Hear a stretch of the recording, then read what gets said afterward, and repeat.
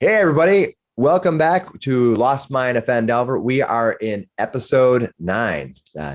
And last time we had a fantastic battle at the end. So that was pretty cool. But before we get into all that, let's cover some general just stuff we need to cover. So first of all, as always, like and subscribe. Apparently liking the YouTube algorithm likes the likes. So if you click the like button, YouTube will give us a warm hug or something. I don't know. So, and then just subscribe because, we're cool and we're just asking you to. So we appreciate that. Second thing, as Lost Mine gets moving, we're kind of well into it now. We'll be wrapping up eventually. We'll be moving on to our next game. We're thinking of always looking at ways of enhancing what we're doing. So what we're going to try, I think, what I'd like to try is maybe adding some background music to our stuff. But the question is, I've seen some different groups use background music and some of it's good and some of it's not. So maybe we're just deciding whether we should do that or not. So maybe we can hear from you. Maybe you can let us know below in the comments below. I mean, if you think we've got plenty of time before this adventure is over as we plan ahead, if you think that adding music would be cool and add value to watching our show, or if you think it's just fine the way it is, let us know. We're just interested. We're not sure yet. So we're going to actually listen to anything really, right? Yeah. I would love to see a comment about what we could do. Or yeah. I mean, if there's other comments down below. Advice. Yeah. I mean, for sure. Since this is our first 5e game officially, we've played a little bit a one-off here and there. I think finally we're getting the rules down a lot better, which is cool, but there's always ways to improve. So feel free to just comment on that too. But yeah, let us know about the music or anything else. That's cool. Second thing is, next thing is that if anybody is curious, the Minnesota Renaissance Festival is coming up pretty soon. It is on, I think it's August 21st weekend, something like that. And it goes through the first weekend in October. I play there. I perform there. So I perform there with the Fondazi Fire Circus. So if for some reason you happen to watch this and want to come out there and watch our show, feel free. And if you run into me, let me know that you watch our show. That's purely for my own amusement, really. But more fire. Yeah, more fire. So that's pretty cool. So that's all the basic, paperwork and whatever we need to do before we start the show going here. Everyone else watching this is like, all right, come on, Alan, I can see your faces. All right. So let's move on to the next part. So last week was pretty intense. We had some cool stuff going on. And for all the role playing and stuff, I have some inspiration to hand out. So that's pretty awesome. So I'm going to say that first of all, Flander, for all of your awesome role playing with doing your for playing music for both those, especially playing music in the bar as the bar fight's going on. That was pretty damn awesome. So you're going to get inspiration for that. So that means that you'll be able to use that one time and save it forever. And you'll be able to get an advantage on any D20 roll, or you can give it to somebody else to use at any point. Right. Thank you very much. Add that to your character sheet, which is pretty awesome. And it just felt very warm inside. Either I like that inspiration or somebody just hit a like button. That's awesome. And then also I'm going to give inspiration to Cameron for all of his cool play, but especially the cool death scene of killing Rexy. That was awesome. So Cameron, you also have inspiration. I'm handing that out to you. So you can use that one time for a D20 anytime between now and as long as we're playing this game. So sweet. All right. So that's awesome. And let's now move on to a quick recap of kind of where we left off. So at the beginning of last week, you had the floppy hat dude in custody. You were holding on to him and you were questioning him. He was being very vague, but he did let you know that he had a family and he did not appreciate his family being left alone if you would kill them. So you opted to just knock him out, and I want to go on record that I did not opt for that. Noted. But you knocked him out, and you left him tied up in the hillside behind Sister Gariel's house. And then you proceeded to head toward the sleeping giant, where you have heard many times that these Redbrands hang out. You know that they're there. They also know that they have a secret hideout somewhere, but you're not sure where. So you're going to confront them at the sleeping giant. On the way, you ran across Thel's house. There, you opted to take a detour and turn in and investigate Thel's house. You had found in the basement that he was more than just a wood carver. He had some magic abilities of some sort, most likely, because he had looked like he was crafting magic items. You found a wand there, which allows you to find secrets. So that's pretty cool. You also found a ring there that will do some storing of one spell, which is pretty cool. In the meantime, Finnis and Gashar were outside and saw a woman watching from across the street, but she wandered into her house. You didn't pursue her. She wanted nothing to do with us. Right. With all that taken care of, you and with Thel's house still in ruin, but not much you can do about it right now, you left to head toward the sleeping giant. You entered the sleeping giant, had a casual conversation with the folks there for a short period of time. Now, the people of the sleeping giant were really keen on you taking this orc job. Mm-hmm. They really did a lot to try to suggest that you should just simply leave out of town and go take care of that. But ultimately, it came down to Finnis being upset. And the guy was lying, clearly, at that point. Yeah. And Flander clearly needing to sing to an audience of fighters, because singing to a bunch of people that are just drinking is no fun. So Flander stood up and said, "I'm tired of you lying," and that was that. You had a really difficult combat, including fighting this guy Rexy, who had weapons appearing out of nowhere. Just he could hide almost in plain sight. Yeah, although the shadow that Gashar produced helped him in that one case, but. For sure. And with that, you put 2 of the Redbrands to sleep, and you knocked one Redbrand out. And that's where we left it last week, where you're in the middle of this mess, where we have plus the dead ones. Yeah, and then you have several of them, including this Rexy, who was obliterated by Finnis, melted with necrotic energy. Oh, the dwarven barkeep, she took off the side door too, and you think with one of the Redbrand people. So the one that was hanging outside, the one who came out of the outhouse and couldn't get back in because somebody locked the door. We're closed. Yeah, that was really smart, because you saved yourself one more enemy. So cool. Well, so with that, we're going to be starting off with one less person because we're missing Dave for the day. He's out for the day, having some fun with his wife. So good for them. Next time, Dave. Yeah, see you next time, Dave. And so the 5 remaining players are going to decide what they're going to do next. All right. What are you guys going to do? You're sitting here amongst the dead and the fallen. We out of initiative at this point? Yes, you're all out of initiative. There are no more combatants at this point, unless you do something to wake those sleeping foes, or you want to cast a healing word. Anybody? Healing word on the Redbrand Ruffian? Anyone? That sounds nice. Super selfless. Can I tie the unconscious guy to a chair? Absolutely. You definitely can do that. Waife is down to 4 hit points. Just she got hit bad, so she went down. I'm gonna run to the side door where the barkeep went out and look outside. Perfect. You push open the door. It's now unlocked. Yeah, she unlocked it, right? Yeah. She had left. You look out there and you don't see a sign of anybody that from the Redbrand or that you'd seen before, or the dwarf. However, you do see people from town. Casual people in town slowly kind of creeping up to the building from across the street or from around the area, peering at you at the building, wondering what is going on.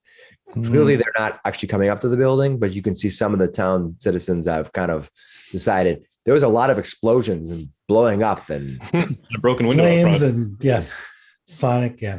So quite close that door and lock it. Then I think Graham had a thunder wave, didn't you? I did. Shattered a window. Yeah. Actually, that's audible for 300 feet. Miles. I will run over to the broken window in the front, and I'll stand in the broken window and just look out into the street as everybody else is kind of cleaning up. You do see, you walk out there. The woman across the street has not returned. However, like I said, you see random people kind of walking up to that area. I'm gonna search the Fitz.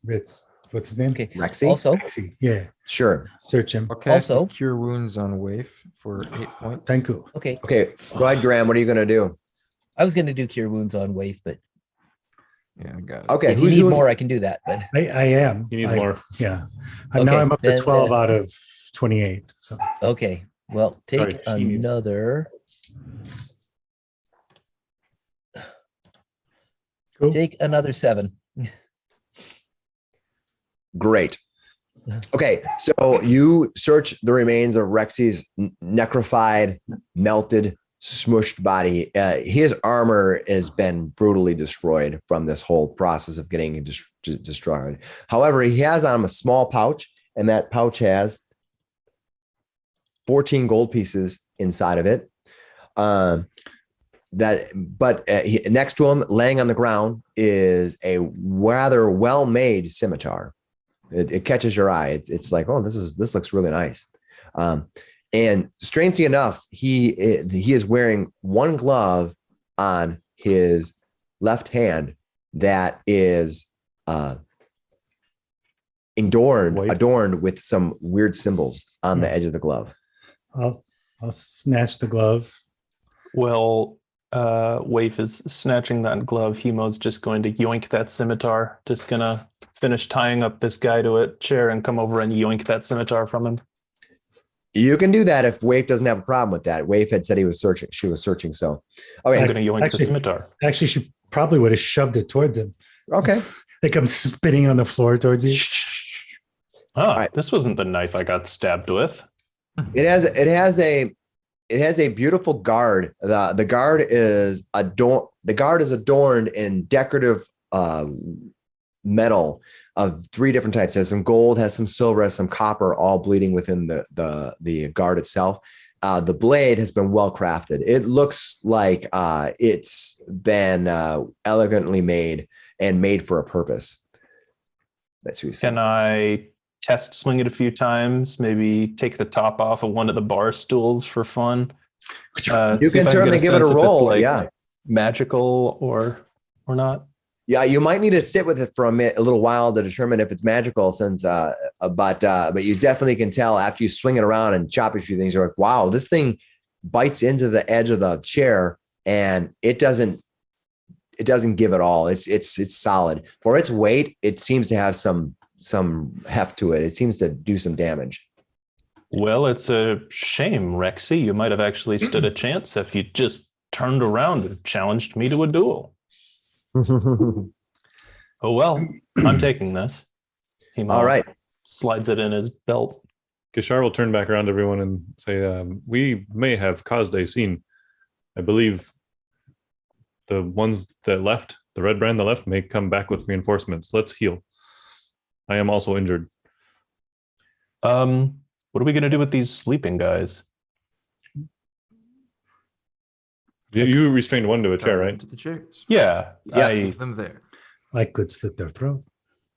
kind of hoping to get that rope back. Well, we slit their throat. You can have your rope. Take the money off of them and buy more rope. We Oh, do there's want. that. Yeah. We do want to know where Catching their any bags. base of operations is, right? I mean, as long as And who is glass staff? Yeah, I think Well, we these only guys had a seen. We never glass staff. No. Nate takes 6 Oh, we points don't of know. healing. Thank you. Maybe there's another way out of here. I'm still down by 12. All right, who else is down? I'm down by. Hemo's bloodied. Spend those hit dice, right? You can. You need 1 hour of rest to spend them. I do a short rest for it. Yeah. I'd get my Maybe key we points back. If we should- did You a would short get rest. key points back, and you would Spells. get your spells back. But it's you an basically hour. reset. Yeah. We Maybe might. we should get out of here. They might be back within an hour, though. Is the problem. So people are How kind of about- standing on the street. Right. Hemo, take four hit points back. I just did 4 hit healing word points? on you. Yeah, I just did Thank healing you. word on you. Yeah. Fantastic. So I'm gonna write in glove.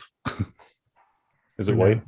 One no, glove. it's not. It's a leather glove with runes etched across the back hand right here. Suspicious. I'm writing this down as a fancy scimitar with a tri-metal guard. Yeah, Got Rexy glove. perfect.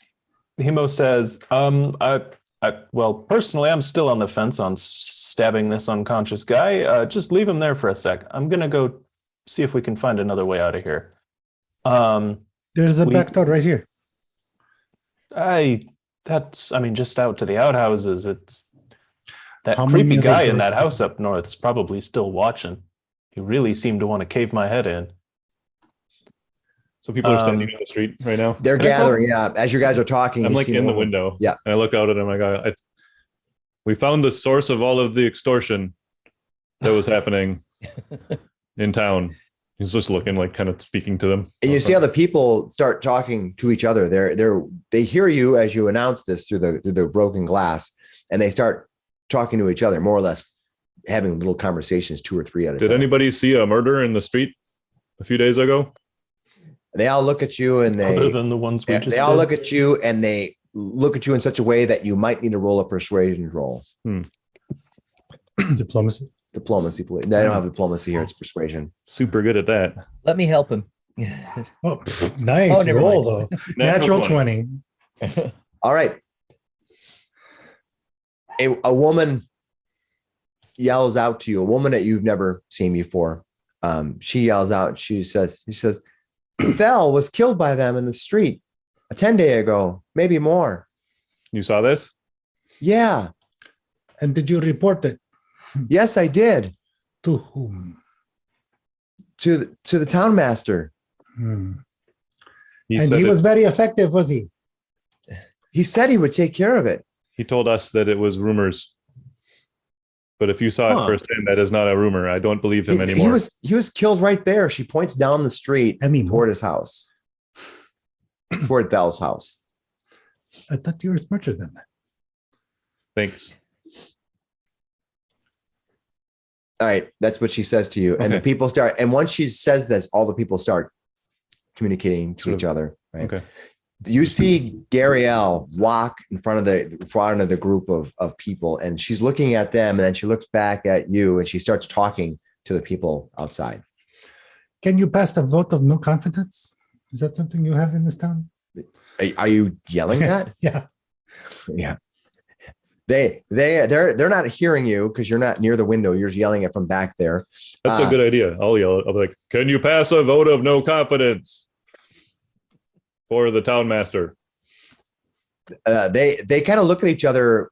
They're not sure how to react to that. They're kind of looking at each other like, can we do? What do we? I mean, what they don't even know what the problem with the town master is right now. This is the first. they're Are you hearing happy with the town master's performance? Are you going to go out there because you've seen it where you really want to engage with these? Good. Do it. I'm whispering in his So ear. you cannot be both. Oh, she's the devil on my shoulder right now. Yes. Get out. You get outside. No. Sure. Hold on a second. Waife We is should, like, we Waife should is have like, our pretty face go out there and talk. Waife is like, I'm the lone wolf, except for I want to talk to everybody. No, Yeah, he we only had a just hates bard. the town master too. Yeah. Hemo from the back rooms back here. Oh, we're not trying to escape anymore. All right. You want to? Do you want to go up those stairs, Hemo? Oh, there's stairs in here. Yeah. As you walk out, I will reveal the area to you. Sure. Let me. Yeah. Must be on the right side of the building over there. Yeah. I thought there was a bed. You're looking Hemo for- is looking for like a back window or a basement exit or something. There's a to back just, door like, and slip window. out. As you walk out there, you can see a set of stairs leading up. Well, I'll climb the stairs. All right. When you climb the This is stairs, gonna that will take follow you this. up the stairs to a second level. I will reveal the second level. It's in the map below you, and then I will rotate the map down so they can see. Who's standing there? Who's that?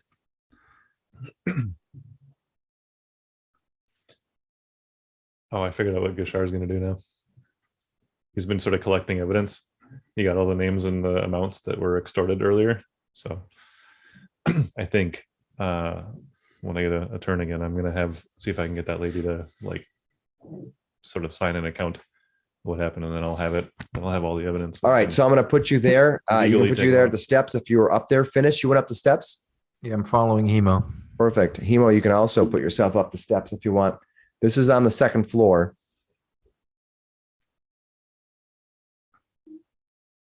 All right. That's it. So what are you going to do, Hemo? I guess Hemo's idea is he's gonna sort of walk quietly through the rest of the building, just make sure there's nobody else in here or nothing else he could maybe steal.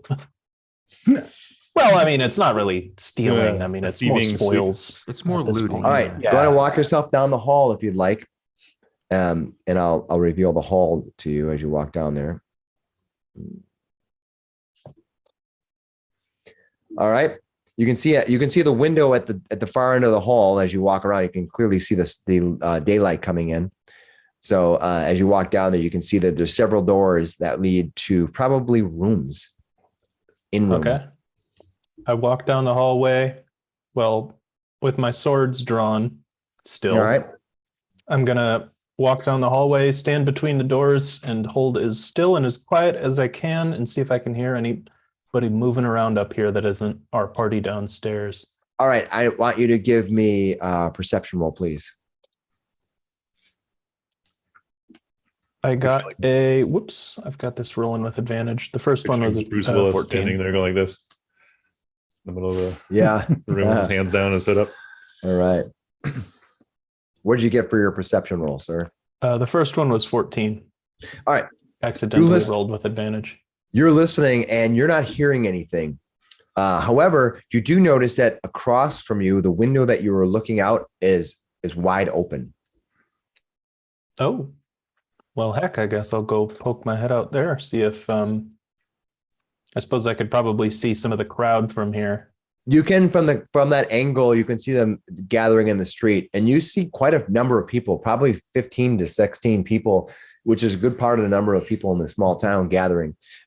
You can also see the halfling Connor out there with a young boy and another woman.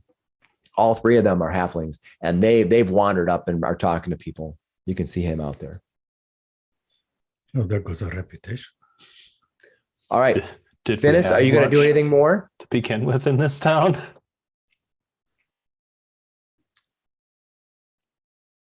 Finis, are you going to do anything more? I mean, I'm gonna start knocking on doors behind Hemo as he goes to the end of the hall. Yeah, You I wanna don't, knock- I don't wanna think knock on the Hemo's door? First gonna one, and then I'll push knock. the door in. He's just gonna try to open it. All right, you're going to open the door and you're going to knock on the door. It's your Finis I'm door. gonna knock- open this top or- left one. Hemo is going to you're going to enter this door right here, right? I guess I'll go in this top one. The top one? Yeah. Okay. If I see Finis going for the other side of the hallway, I'll try this one. Okay. You wander into that top room. You open the door. You can see inside there is an empty room. The window in this room is wide open. You can see a bed with a small chest. In the spirit of the new D&D movie, most likely it's a mimic. Yeah. Well, can I go kick it?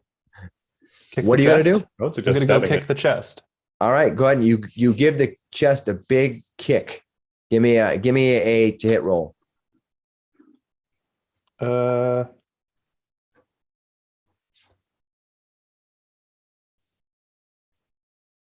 Here's a D20. I got an 18 on a D20 with a 1 to strength.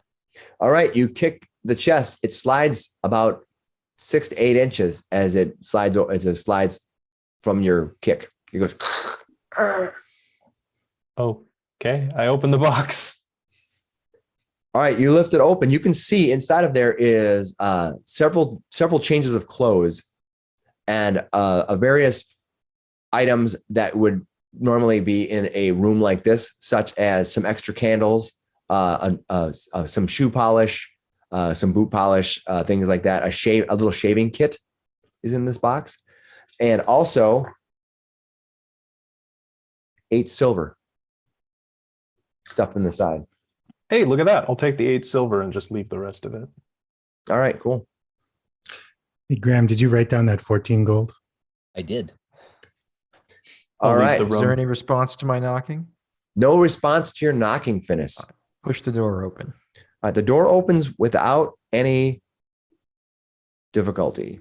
Emo says, does it look like somebody jumped out the window in that one too?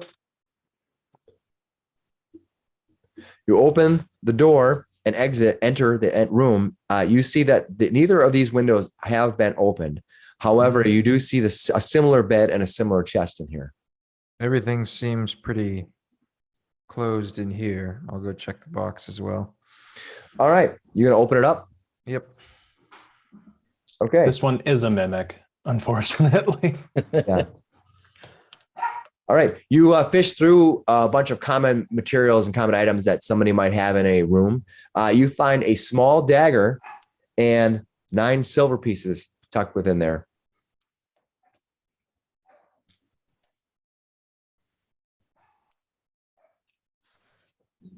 Okay. All right. What are you guys? Nobody's here. I walk back out in the hall. What are you guys down below gonna do? I had that good persuasion roll earlier. I'm gonna go see if I can take down the lady's name and a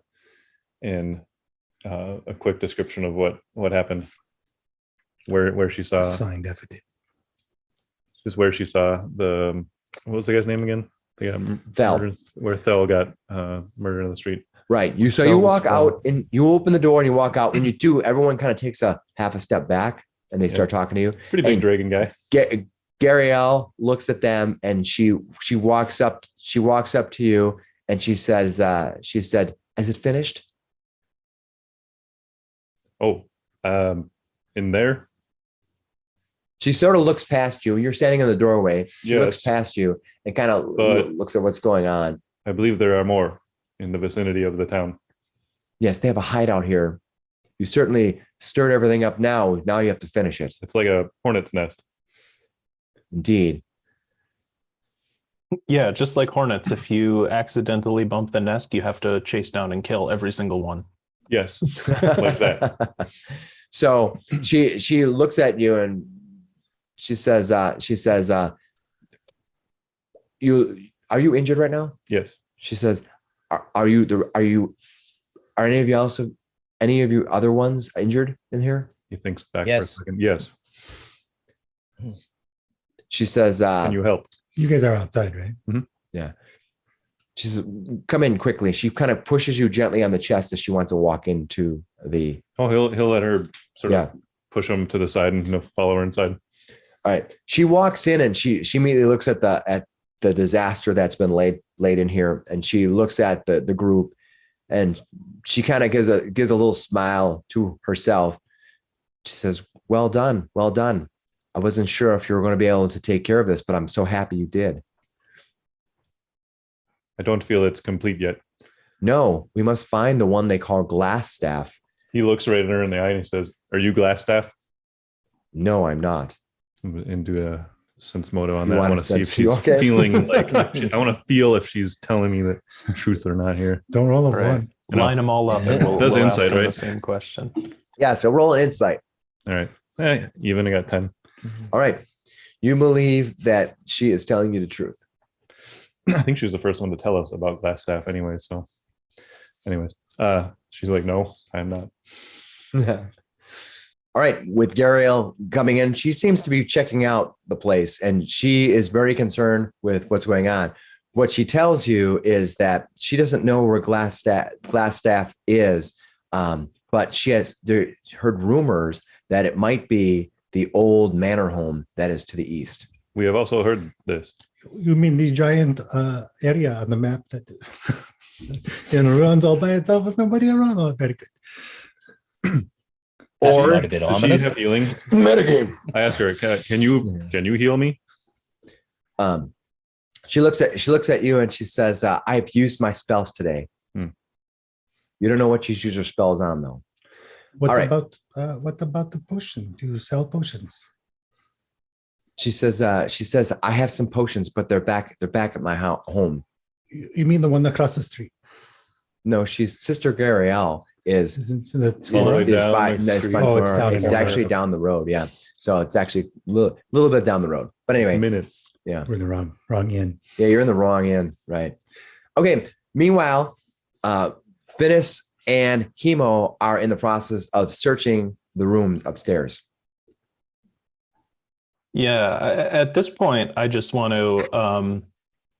It seems like a couple of the Redbrands might have jumped out a window or two. Maybe that guy running around outside was one of them. But it doesn't. I don't hear anybody up here, so I'm just gonna quick open all the rest of the doors. Poke my head in and just make sure there's nobody hiding. Maybe I'll check Sure. under the beds. Just like real quick. Just stab under there with your new scimitar. All right. We'll find a You, small child. you going to open up double all blade these rooms. prematurely. You find Finis, that room that's just south of you. That Mhm. is a closet that has a bunch of cleaning materials. Has some brooms and mops and some linens. we might need one of those mops, considering what you did to that Rexy guy.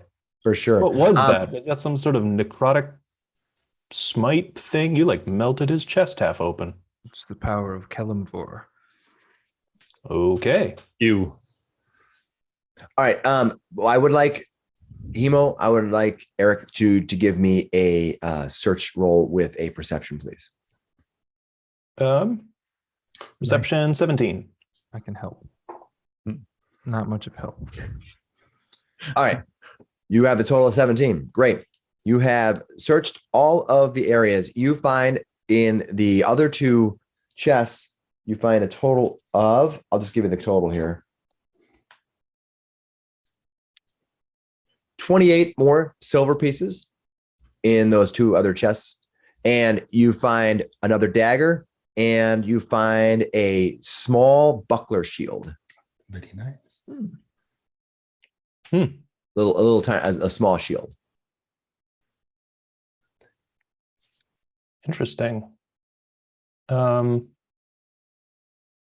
think I might just take that shield.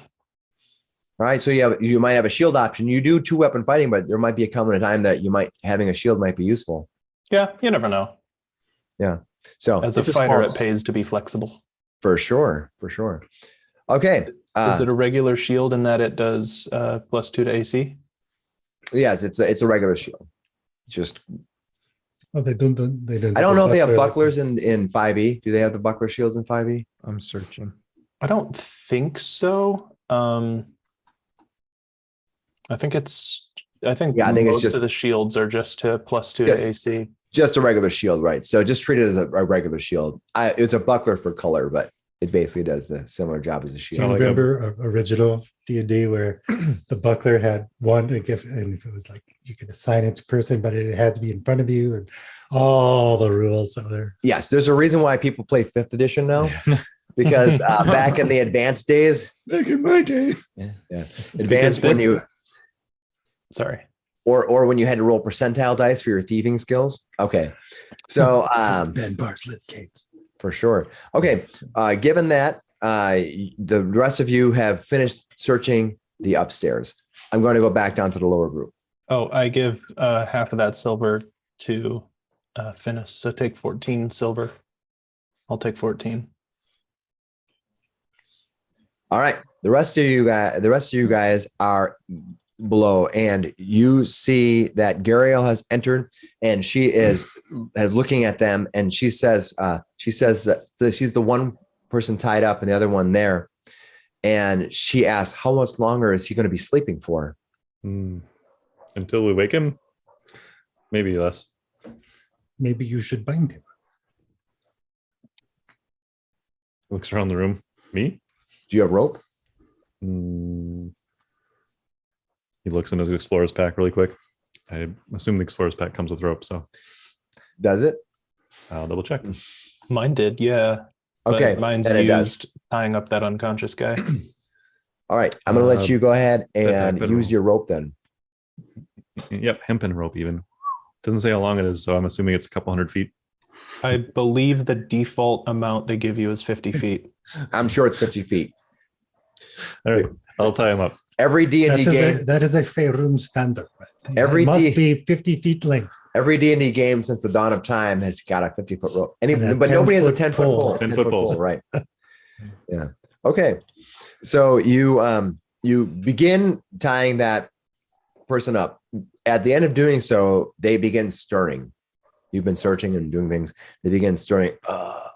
One lifts his head and they're kind of bound. And he looks up at you and he says, "What's going on? What are you doing?" Roughly the same thing as when we got here, except, well, now some of you are unconscious or worse. What are you doing? Points at Rexy. I think maybe you should just let us go. I can't. Did you kill everybody? He looks over and sees Rexy melted to the wall. Well, they attacked us. Yes, so maybe you should watch your mouth.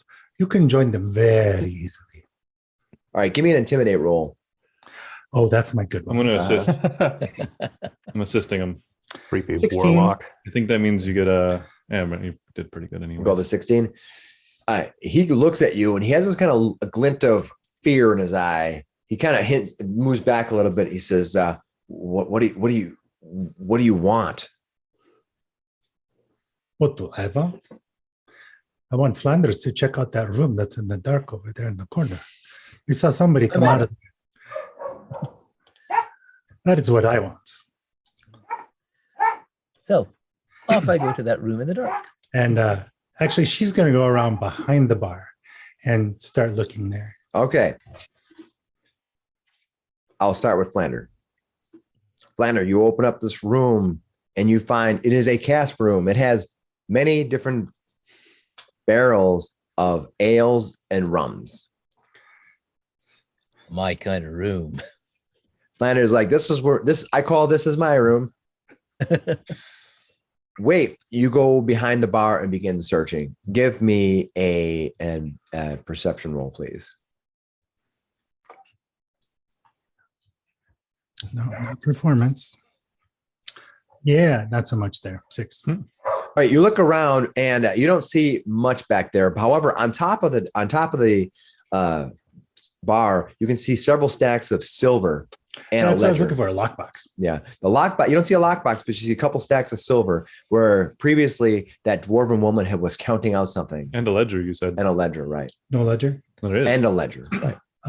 She wrote how much silver? All right, there is 30 silver pieces. Nice. And I will snatch the ledger.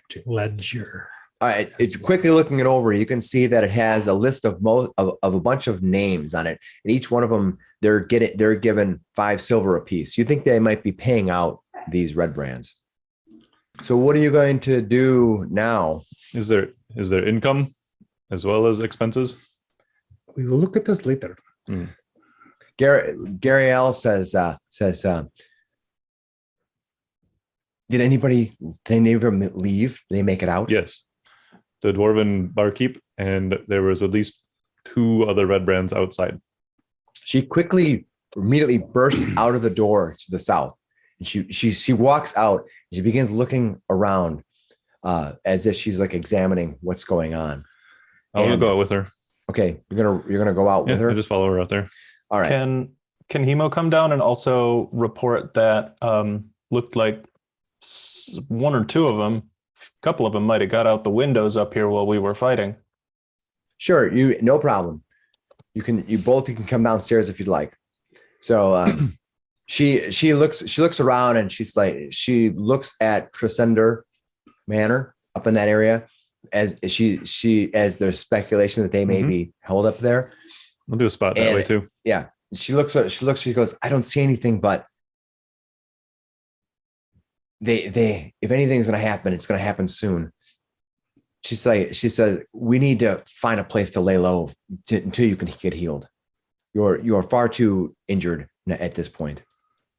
I suppose everyone should go back to their homes as well. I wouldn't want them to be involved in the violence. You hear the halfling over behind you. He's Connor? speaking. Yeah, he's speaking to another woman and a small child. He's like, "Oh no, you don't want to meet them. They're trouble." And the little boy says, I want to meet them. They're heroes. They killed all the bad guys. And Connor goes, Not all of them. they're probably just gonna take over. Oh, Connor, we found your pouch. You already got your gold back, but we will give you the pouch back too.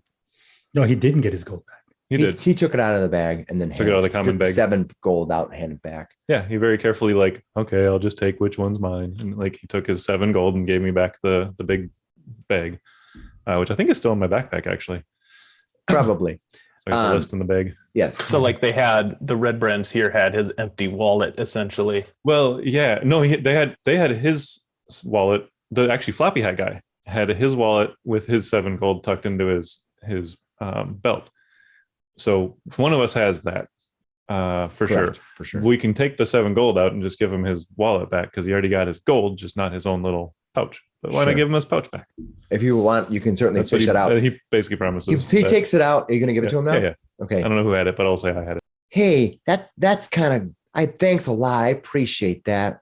He ties it up. It's the least we could do. The little one next to him says, "I'm glad they took care of them. These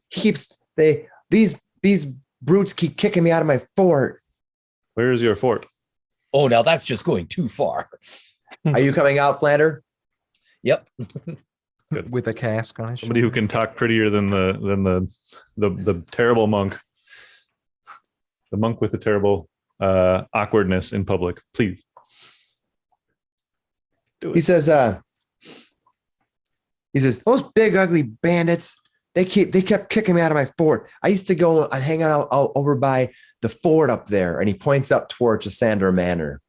He says, I used to go hang out there. There's a little passageway in there on the underside. There's a whole like stuff. There's a bunch of stuff down there. It's cool. It's like there's passages, and we were replay, but now they kicked us out of there, and they won't let us go. So you say there's a hidden way in. Yeah, my fort way. Do they know of your fort way? What's that? Do they know of your fort way? Yeah, they caught me coming in there, and they kicked me out. And Connor next to him goes, "No way, you're gonna show them where it's at. That's too dangerous." And the little one says, "But Uncle Connor, they want to go play on my fort too." Just draw a map. We'll figure it out. Does this kid look old enough to draw a map? Yeah, he looks to be like the 8 or 9 kind of age. It's like the place is not that big. You tell it which side, which side of the building. Gashar sits down and does sits down and folds his legs around and pulls out his quill and pen, and he'll Sure. have a blank piece of paper and he'll sort of sketch really quick the hill, the road leading up to it, and then be like, all right, where is it? All right. He's going to quickly point out on your map that it is in the center south part of the Tresender ruins. Cool. And he says there's a tunnel that leads out several hundred yards, and then he says, what you got to do is you got to find. What we did is I have a hat. It's a little blue hat, and I would stick it on the side of the tree, and I knew that next to the tree that's where it was, because it's really hard to find.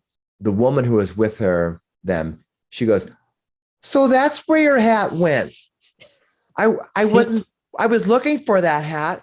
That's Mom. I was just using it to find my. I don't care.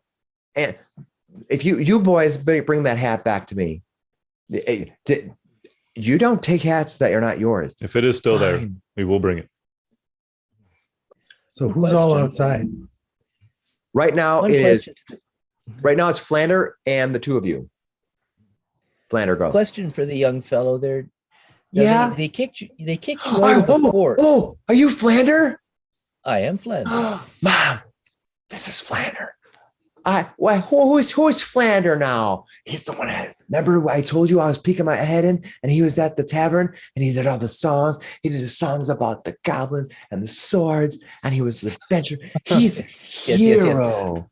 Oh, Yes. now, okay. I think that you went a little bit farther. And you see Connor literally rolls his eyes. He's like, oh. And the rest of the people start gathering in. They go, is that Flander? Is that Flander? Hey, that's Flander. Wait. And they give me the circle begins to collapse as they recognize who you are. And they all begin to start talking to you at once, chitter chattering all around you, asking you a million questions about a million Oh, epic boy. heroes. You better break Please, out in everyone, song. please. I have a very important question to ask of this young man here. Will you just step this way just for a moment? Oh, the yeah, fellows that's my son there now. Be nice. I sneak back in. I won't be a minute. Okay, you slip back These in. men Go who ahead. kicked you out of the fort. Now, do they know of this secret passage into the manor? Yeah, I think so because they caught me trying to sneak in it. Mhm.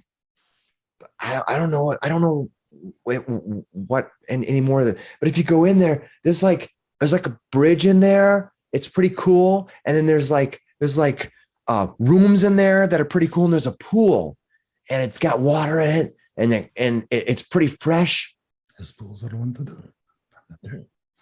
It's pretty neat. So, Well, but I there's think- no light in there. You better bring some light because I couldn't see. I have candles that are just. If you go inside the little hall there, I hid some candles. Don't tell my mom. And I will slip him a little silver piece and just tell him, thank you for that. He takes the We'll keep silver this and he kind of between holds it us. in his hand. He squeezes it. He kind of looks at it. And he's giddy. He goes, "Are you gonna sing a song about this?"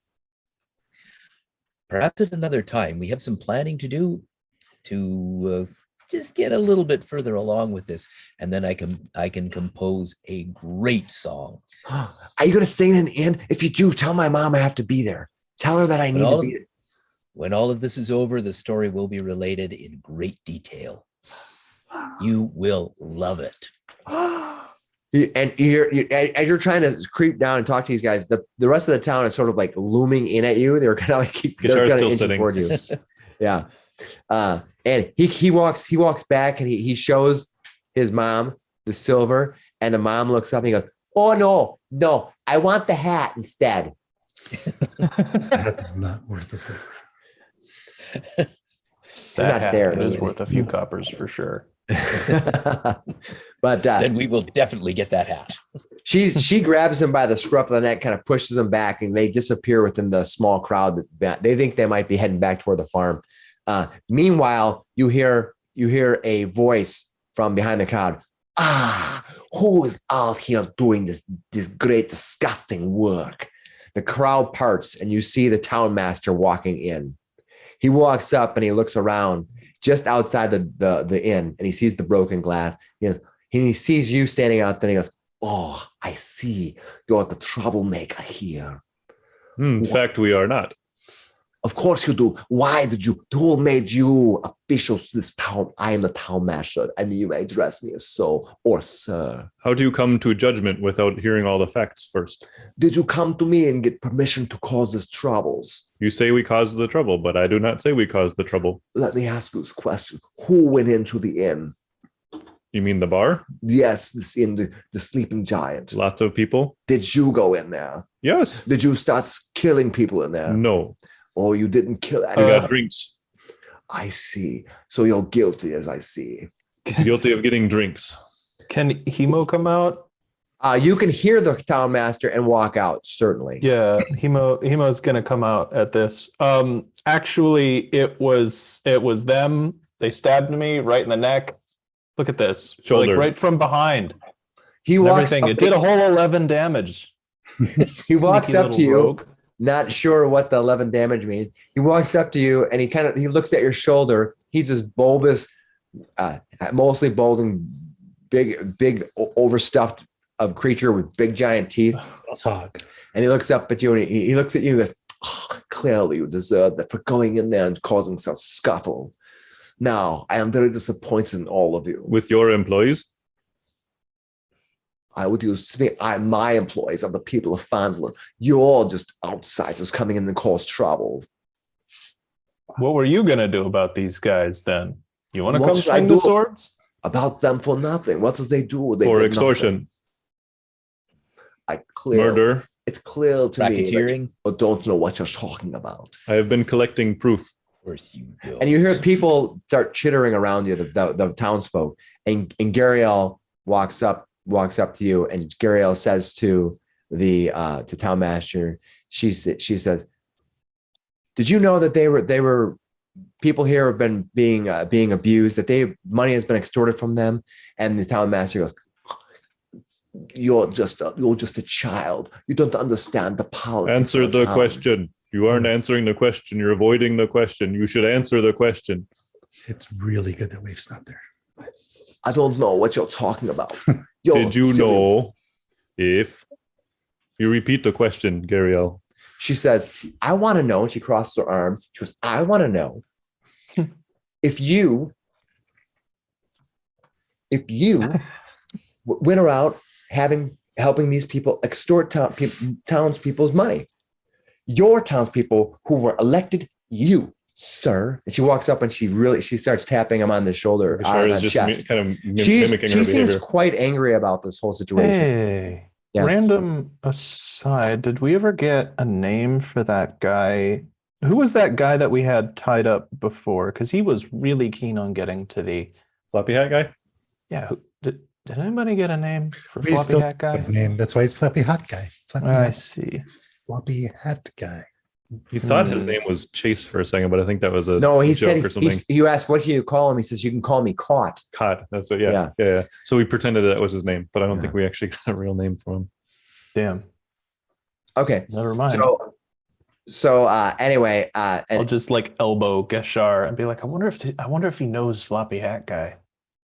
so the town master says, he looks at you and he says, looks at Gariel specifically and says, "Oh, child, your shrine of luck has been a taint upon the town as it was. You're changing You're the so subject. welcome to it that we even let it happen here." You're changing the subject. He's changing the subject. And people, I want you to give me a persuasion roll. Dang it. Can't see dice. 17. Wow. People around you start looking at the town master. "Well, yeah, did you know about this? Did you know about the extort?" And people, and some of the people who run businesses kind of start walking around him and say, and start chittering about what's going on here. And don't forget about the violence. They were violent about it. Yeah. Yeah, where's Thel, huh? From Yeah, Mr. Mayor, where's Thel? from the crowd parts almost like the Red Sea.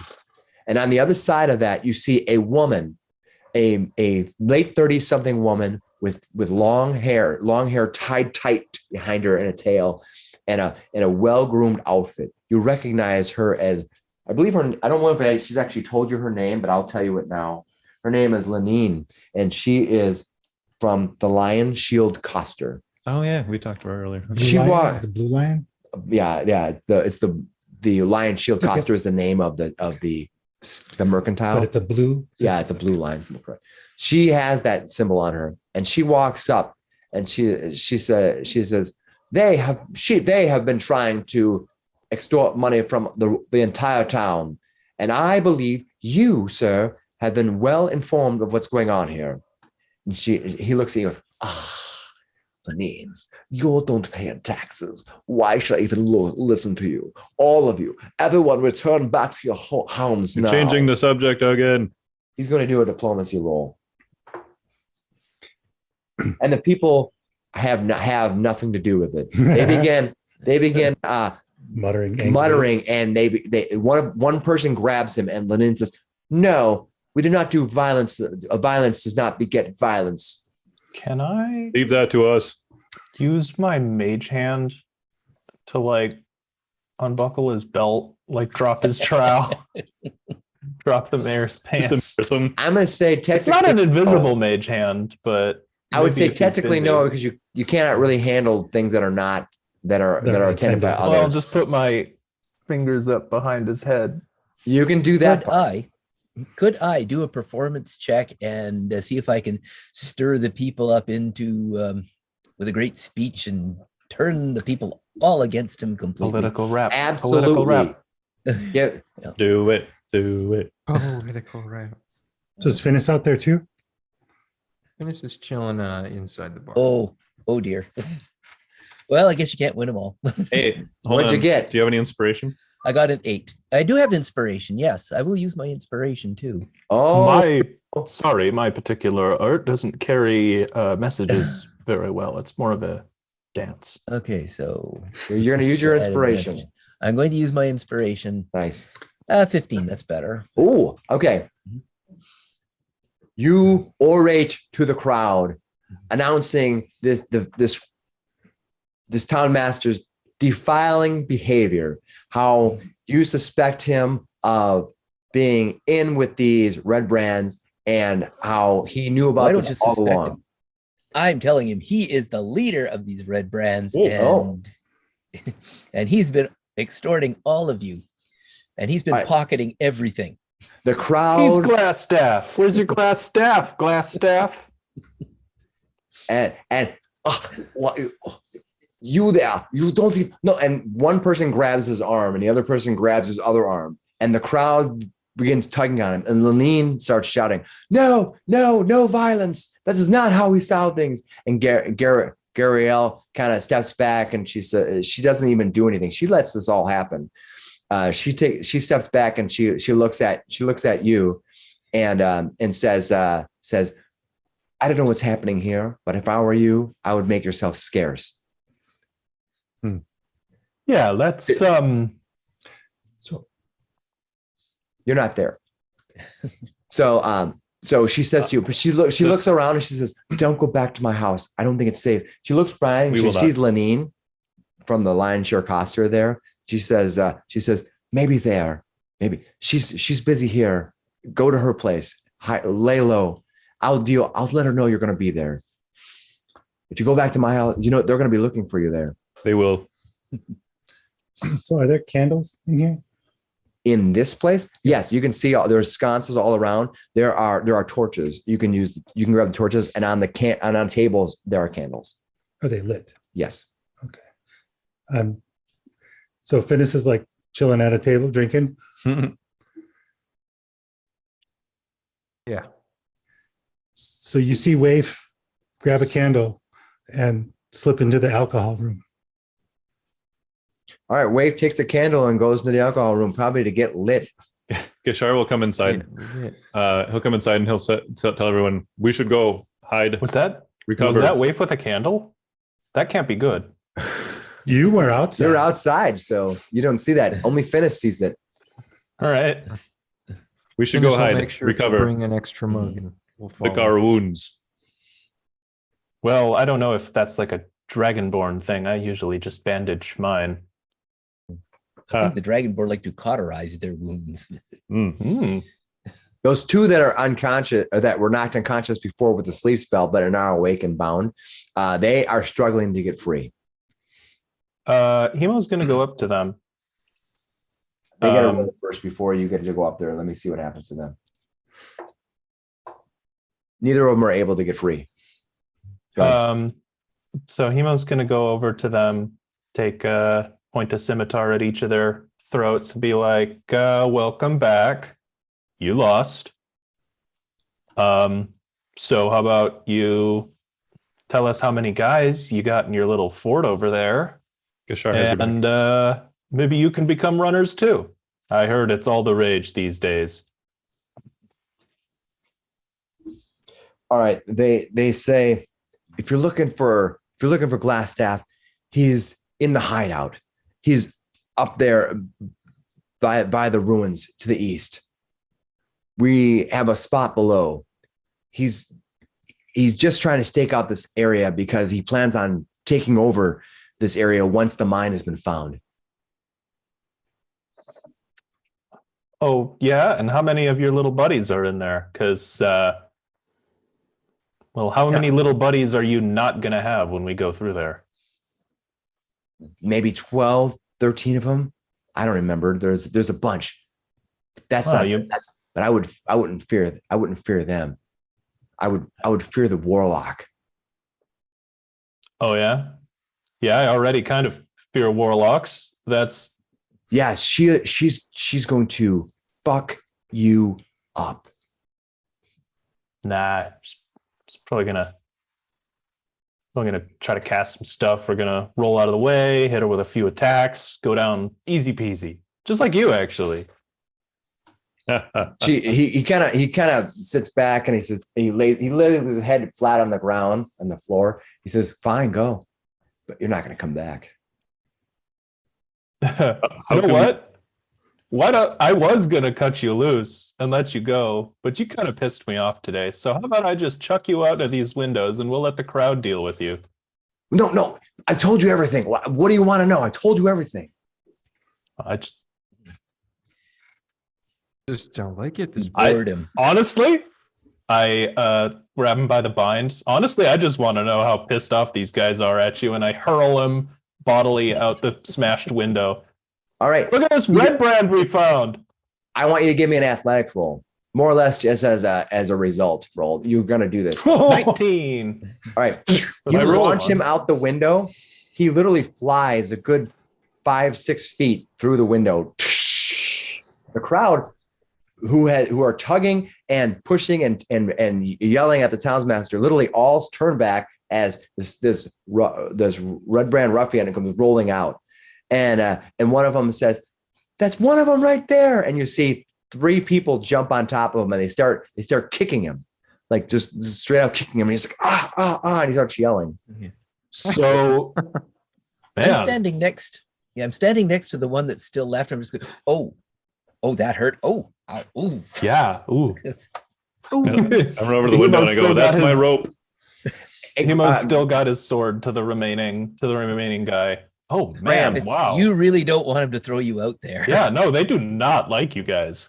The other one's like, "Holy shit! I told you everything, man. I told you. Hey, what's this warlock do? Why do you guys even have a warlock?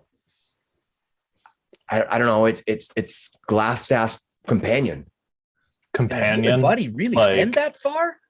What are they banging, or what are they doing? But are they just sort of like? I don't know what happens. I don't know what happens back there. All I know is that that she really wanted them alive for whatever reason. Huh. She made us bring him back alive, and she's been back by the prison cells the last couple nights. How many people you brought back? Past a week or so? Some woman and a couple of teens. Did they tell you who to go after? Yeah, there's some wizard that bought it a couple days or 10 days ago, and we had to go get his wife and his kids, and they were looking for something in this house. I don't know, some kind of device or something. We couldn't find anything. So they tell you who to get, and they're looking for this guy and his people. Yeah, I don't know. I told you. Don't throw me out there. Come on. I don't know. You seem I mean, you're afraid of warlocks. You seem to have your wits about you. You know what, man? And I'll pull out a dagger and I'll cut his restraints and I'll be like, yeah, your best bet's probably going to be out that back door. And What is your name? You're out front, right? No, I was back inside. Oh, did you? Yep. Did say that. He says nothing to you. He gets up and he runs to here to leave. Are you going to stop him? hey, I hear Neverwinter's hiring. He's okay. So I'll tell the warlock that you're our friend. he literally doesn't turn back. He runs. Just wanted to get that in his head. So maybe he got out of think here in a twice. hurry, didn't he? Yeah, think sure twice did. about him out there. Yeah, he man, shame about what happened to the other guy. Actually, I should animate that guy being launched out here. Oh yeah, that was the window I went over and looked at because my rope's out there. Oh, he's out here in the crowd somewhere. Oh, yeah, that was your rope, wasn't it? I don't know if there is an icon for being beaten I'll to owe you death. for it. There's a big That was- red X. Big Over there. splotch. Yashar will actually go outside and push into the crowd and then grab the rope off of him. I'll put the netting on there. So he's being captured by the group. All right. So you since done that. Gariel is like, I'm serious. You should not be here. If they come back now, you're in no state to take on another fight. So that's not where Flanders is, right? Flanders is. I'm assuming that you guys are No, I inside can't. of the Yeah, out, we go back of the inside. hut. Everyone is that everyone inside or everyone outside? We're Give all me a in, list. we're all inside. We're all- Yeah, there's one more survivor. I think Hemo wants to deal with that. He's guy. at 0. He's at 0 hit points. You have knocked him out. You purposely hit him for subdual damage. So you have brought him down to unconsciousness. All right. Well, I've got him tied to a chair. I'll just leave him. Okay. He'll be fine. Pour him I'll a tell beer. I'll tell the room we need to leave now. All I right. have a, I have a safe house for us. Let us go. Forget the beer. Let's go. Yeah. And he'll lead us over to the back door. All right. You take off in the back door. Where are you going? So during this whole time, Yes. What are you going to do? I've broken open a thing of rum Fair enough. and I'm splashing it around the room. Finis, are you in that room with him? Yes, I'm helping. I'm helping Waife out. Okay. Trash the room. You're helping with place the alcohol. accelerant for this arson you're about to do. That's what you're doing. Fair enough. So she comes out trailing a thing of rum. All right. Gariel looks at you as you walk out and she's like, what are you doing? You don't think Gariel likes you too well. That's fine. She takes the candle and drops it and says, I suggest we run. And she's going out that back door. All right. You're going out that back door. All right. You run out the back door. Anybody else not running out the door? Well, do Finis we know? just kind of saunters out. He's not. Do we he notice doesn't the feel like fire? he's in much of a rush. Well, everybody who's in this main room will have noticed, since you made a big presentation about it, that fire has been lit. Okay. Hemo drags the dude tied to a Yeah, chair yeah, out back, and he's you going to drag- toss him in the stables. Yeah. I'm so disappointed. Hemo just puts out a big sigh and just starts dragging this dude, still tied to Alright. the chair, out the back door. He's unconscious. You drag him tied to a chair, drag him Yeah, out. I'll chuck him behind the stable. I'll chuck him You in a are feed all trough really or lucky something. you came back in. All right. The Or they are actually. I Okay. just figure I'll stab a man who's got a knife to my throat, but I don't know. Something about this just So- doesn't seem. Sporting. When everybody gets outside, Sporting, we'll yes. say, I know where we can hide. And he basically will lead them like I think Gariel suggested that we go to the Lion's Shield. I will bring up the map to Is it Coster? I will bring up the map to the to Phandalin. All right. Is it Lion's Shield Coster or Hostel? Hostel didn't make sense to me. Coster. Coster makes a lot of sense to me. All right. So now you are out on the map. You were coming from the Sleeping Giant Inn right there. Where are you going to go from here?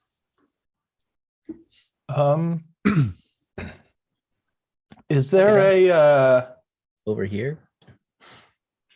is there any way we could sort of leave north? We know there's less people out that way. Is there any way we could Yeah, leave circle north around. and circle around town? Absolutely. I think we Definitely should. do that. The town square right now. That just seems like Yeah. kind of got a little bit of a Exposed. town master beating party going on, and I'm not sure we're invited. So Waife asks, where are we going? Kishar will quietly say to you that we were instructed to hide out at the Lion's Shield Coster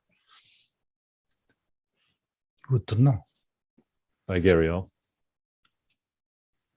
All right. You head out north.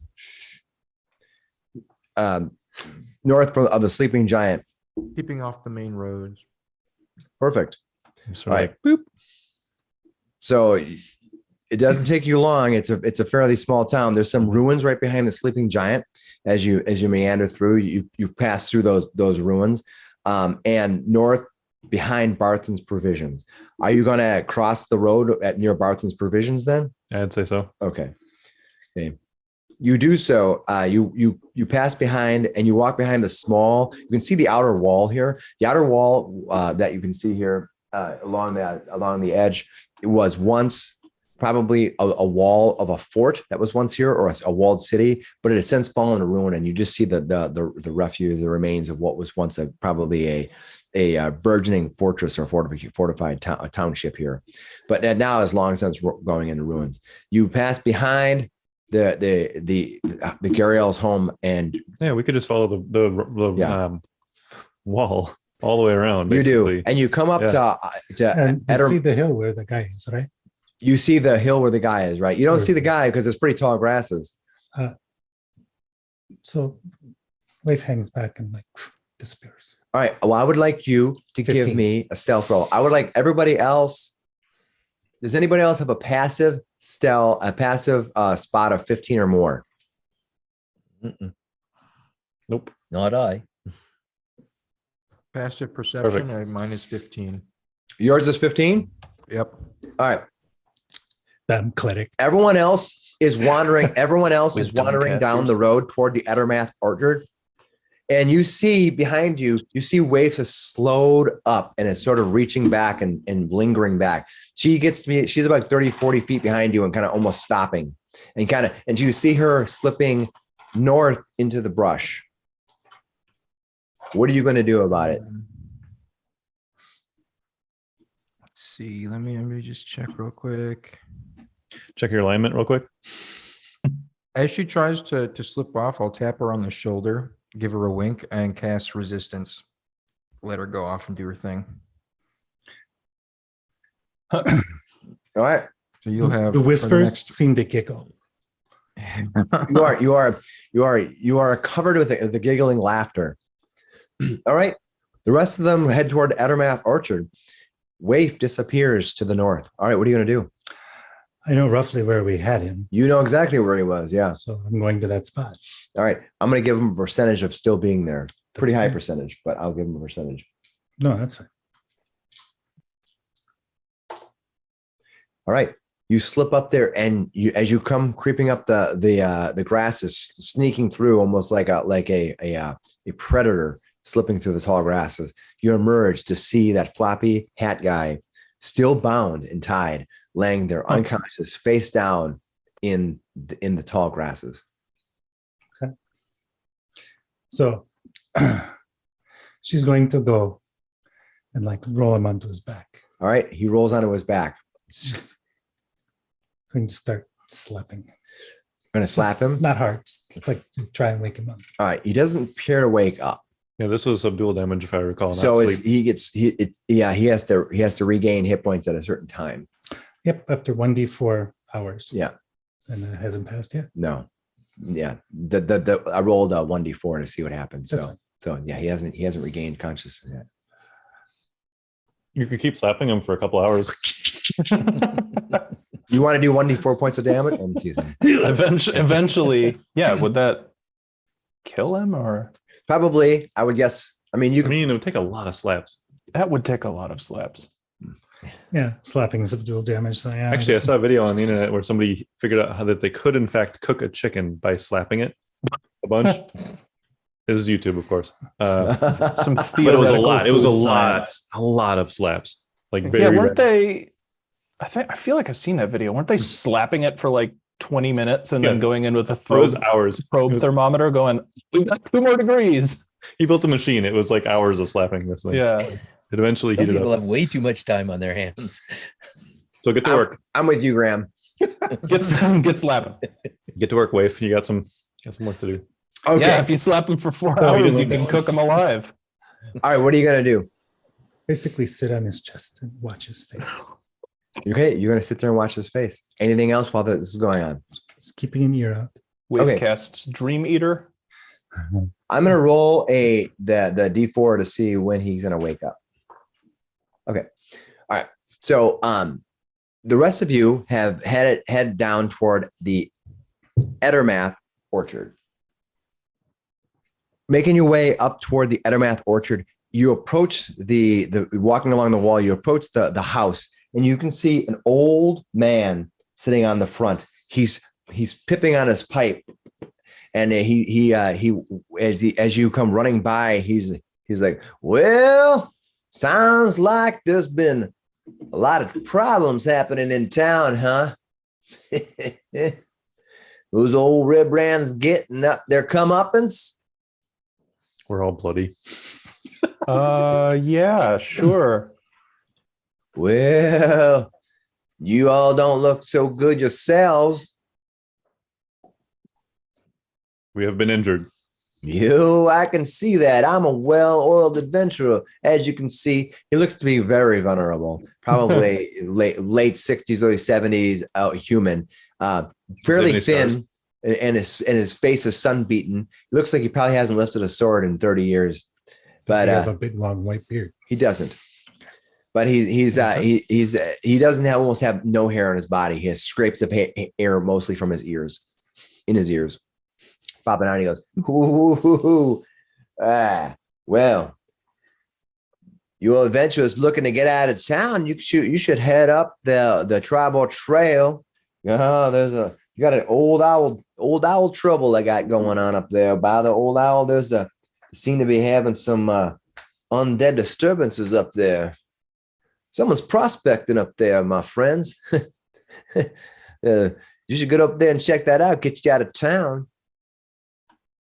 Not yet. Is this some sort? Are you like an adventuring travel agent? No. You understand? I'm part of the Order of the Gauntlet, my friend. Wait here. Do I know what that is? Yeah. Give me a. Why don't you give me a history roll? I might actually have that one as well. I've been schooled. I have proficiency in history. I did poorly. I did 10. I'm gonna roll that too. Yeah, go ahead. That's kind of one of his things is being a sage. Sure. Got slightly better at 12. All right. You do know the Order of the Gauntlet. They're a devout and vigilant group that seeks to protect others from the evildoers. So they're sort of a good bunch of good guys. Sounds like chaotic good. They got Harper's Light. The Order is always vigilant and ready to smite evil, enforce justice, and enact retribution against any who try to subjugate or harm others. Holy crap. Kishar stops with his tracks and he says, I have heard of this Order of the Gauntlet. Of course you have, my friend. Don't you understand? They were extorting the town people. Everyone in town knew murdering that. them. We've been trying to find. I sent off to get help months ago. First of all, they brought in that Iano fella. He came here for a bit, disappeared shortly after. Iano something or other, Alberic or something. Reeves? No, Iano Alberic. He came in, was here for about a couple of days, so not very long. Some kind of wizarded folk. He took off, got killed, whatever. I don't know what the Redbrand do. And then their sent off letter through talk. Have you know that Sister Gary? She is a fine young lady. Will greatly appreciate her being here. She sent off a letter. Told me that there was some other gent on his way. When I saw you rolling through town a couple days ago, I figured, well, that must be that Sildar folk. But sure enough, with some strangers here. But you might be the blessing we need, not that Sildar, whoever he came from. We came with Sildar, however he died. Well, them Redbrands sure know how to dampen a pot of spirit, don't they? Yes, it dampened our spirits greatly. That was actually. I know, but Kishar isn't going to correct him either. Yeah, he's like, well, I'll tell you that you those Redbrand all dealt with now. You all finished up with that nonsense. Yeah, I would estimate half.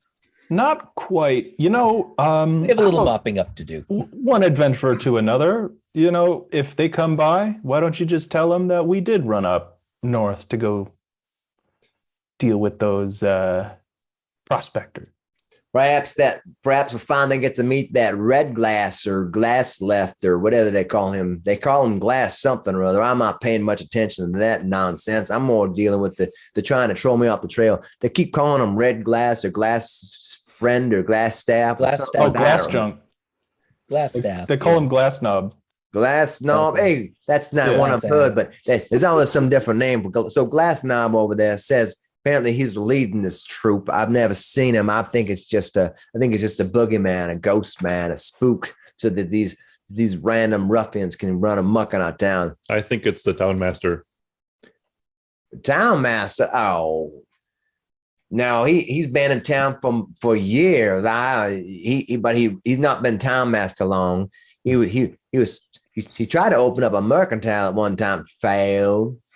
People don't seem to like him very much around here. Well, They didn't like him anymore today. What's going on with him? We don't know, actually. He's on the side of the Redbrand. He's having a little confab with his people. Yeah, he's having a town hall. Well, that's democracy for you. Emergency town hall. All right. You know a good spot to hide so we can recover. To recover? The Redbrand are not entirely gone. We will have to confront the rest of them. Wait, no, don't tell. We're already going to a place. Don't tell him. I was asking for a place to hide. Aren't we already going down to the? Yes. Well, I haven't even got even a pot of tea put on, but if you want to come inside for a bit, I suppose. I don't have much I can offer you, but if that's something you want, and you're welcome to come in to here. I can tell you about that old owl trouble we have going on down the Triboar Trail. Heard a bunch of undead down there, some prospector. We don't like prospectors roaming amok without our old stuff. Apparently got some undead up there, little undead servants. Oh, yeah. You heard me right, person who's not really here.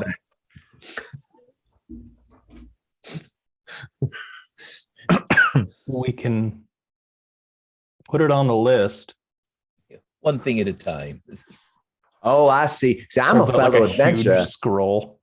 I'm a fellow adventurer. I used to run amok. Have you ever heard of the spine of the world? Have I? Yeah, it's a mountain range to the north. Oh, yeah. Likely, yeah. Sounds cool. Oh, yeah. I used to travel an adventure just south of the spine of the world. We ran into goblins. We ran into hobgoblins. We ran into every type of goblin you could imagine up there. We did all kinds of adventuring. Yeah, I could tell you stories. Come on in. I got about 434 stories to tell you. I turn to the rest of the party. I don't know. I think seeing that blue lion lady is probably going to be a lot more helpful right now. Let me tell you about James Johan. Now, James Johan, that son of a bitch, was very good with a two-handed sword. Now, you'd expect that he'd have big hands because a two-handed sword needs to have big hands. But James Johannesson definitely did not have big hands. And Flander pulls out a quill and starts taking notes. Okay. He starts going off and telling you random stories about all these adventurers. He starts sitting on his porch and just starting to spout. And he never stops talking. And he randomly will switch topics. About 30 seconds in, though, Gashar will interrupt because he's awkward as fuck. Okay. And he'll be like, wait, we need to hide. We should go, yeah. Either inside or we're going. Well, I got 333 stores left. If you want, Hemo stands up, picks up his equipment, and starts walking south through the orchard. Nope, we're good. Well, Thank come you. back anytime. Two-handed sword.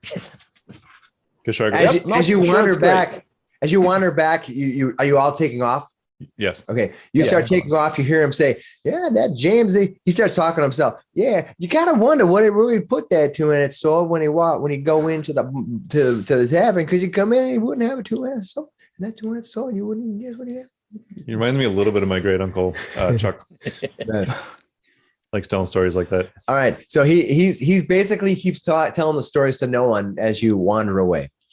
You wander south. Are you going to go through the town green, or what are you going to do? I would say let's go to the fence, southwest. Yeah, keep going on the outside of the old town borders. All right. Eventually, you come to Lanine's home, and it's actually the lion shield. The lion shield coster is right next to her home. What are you going to do? I think she told us to go to the Lion Shield, right? That's probably what she said. I think she did. Yeah. She suggested that as a hiding space. Yeah. I don't think she wants us to bring that kind of heat to her home. Maybe hiding out in the barn or whatever the heck a coster is. All right. So you walk up to the store. It is effectively a mercantile. It's a trading post. And oftentimes people in town who make stuff or craft stuff will trade goods.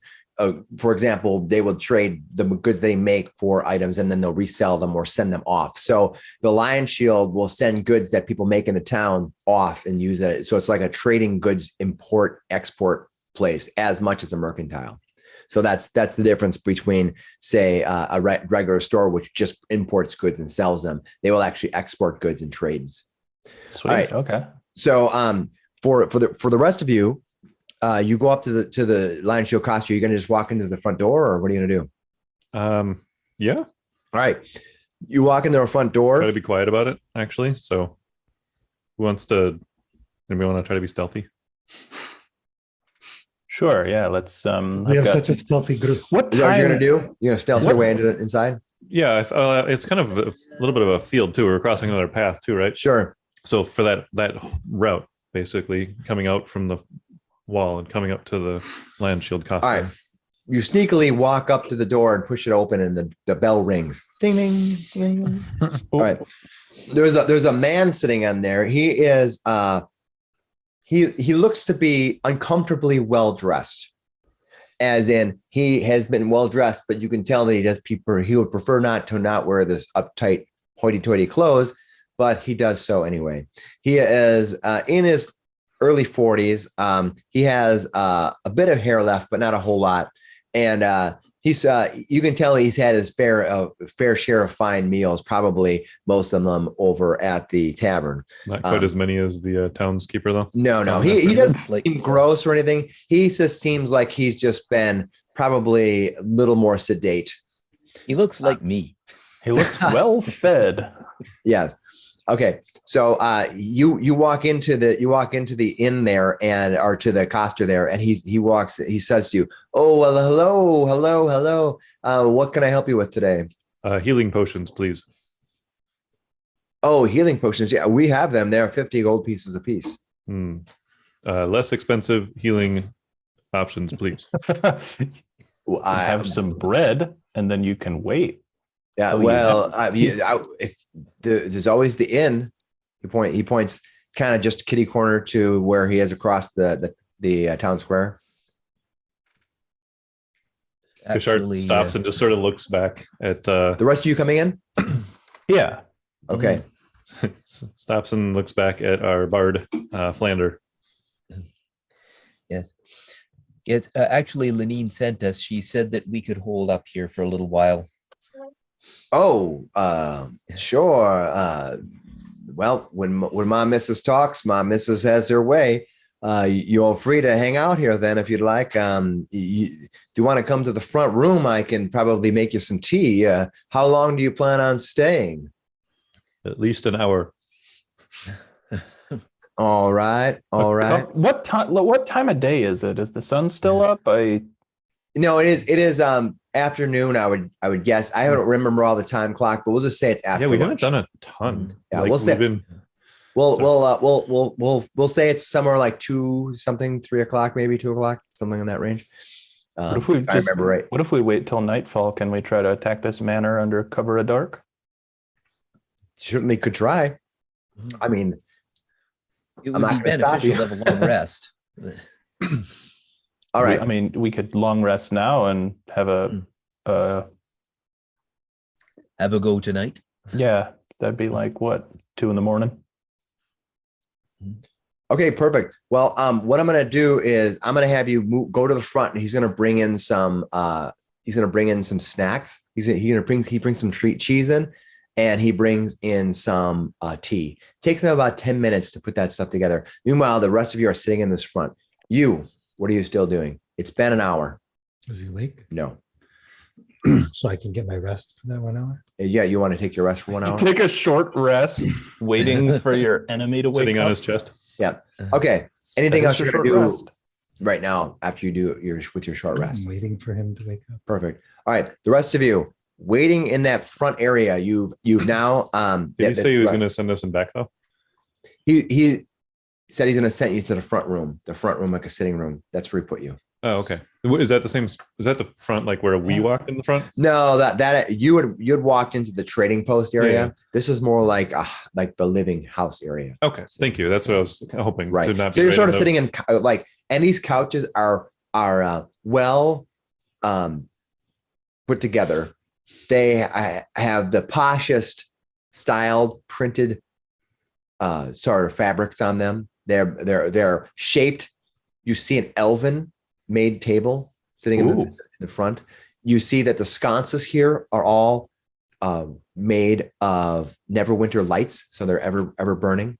This place is very well maintained and well kept. I asked For for out in the hinterland, I think it'd be like 10 years ago fashion, you know. Yeah, no, Stuff that isn't in, This is- in the main cluster is now in this little cluster. yeah. So in this area, in this little area here, it's like walking into Neverwinter. You've elevated your status quite heavy as you walk through here. Shar tells you to not bleed on that. All right. As Sorry, you yes, you have a very nice home. as you are sitting in the room, all of you see that across the green, across the town square, you see a group of people approach the shrine.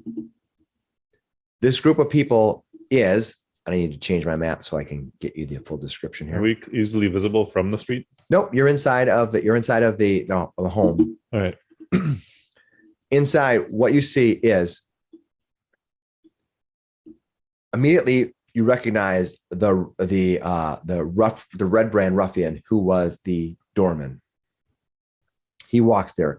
He's followed by the woman who looks not the same, but similar to a woman who was probably sitting across the street watching you go through the house, Fool's house. Oh, But in addition, following her are three massively thick, hair-covered bugbears. And they walk up to the house, Sister Gariel's house. And finally, behind all of them is another Redbrand, and he has Gariel with him.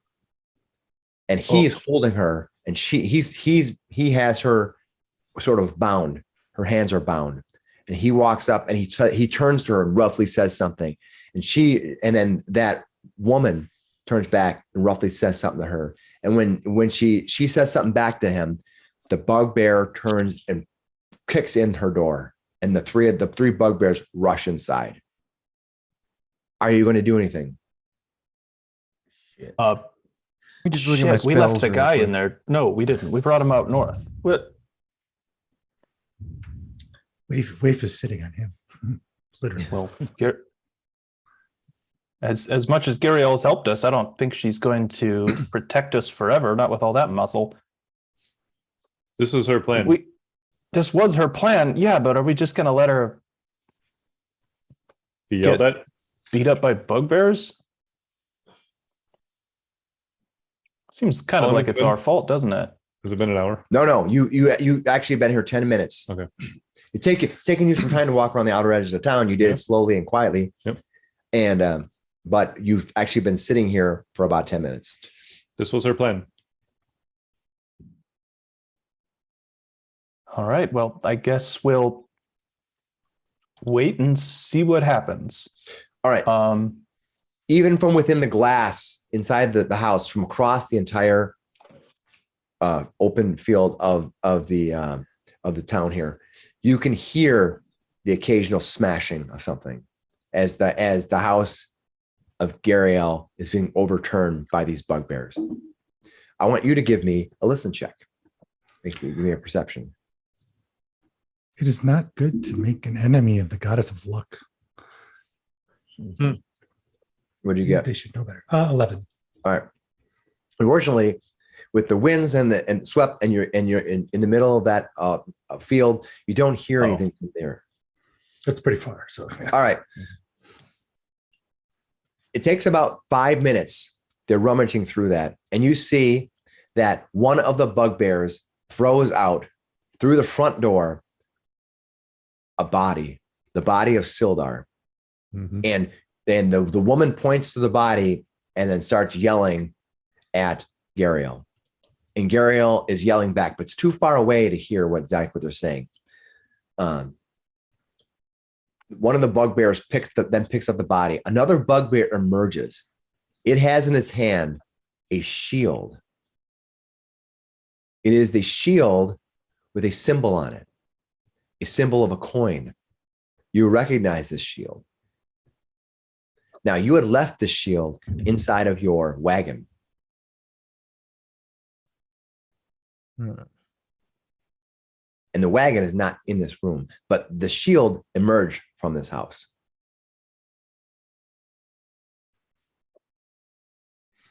I'm not sure if we knew what that symbol was at the time.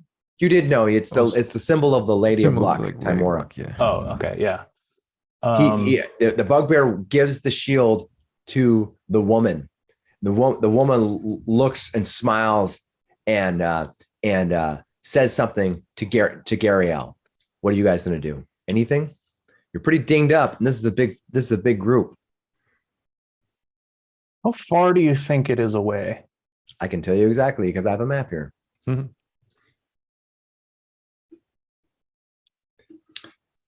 about 200 feet, not even. Let's see. I'm going to say it's going to say about 150 feet Oh wow, okay. across the open field there. Now, of course, you have to run outside because you are inside the house, or you can dive through the window in a glorious battle. I will not dive through a window. I'll try to be as quiet as humanly possible, but I draw a longbow and some arrows from the case on my back, and I say, they're going to kill her out there. All right. Just note that once you, unless you have a way to immediately hide again, once you launch your arrows, they're going to have a pretty good chance of seeing you. Hemo says, if they're going to let her go, I'll let them go. But can you back me up?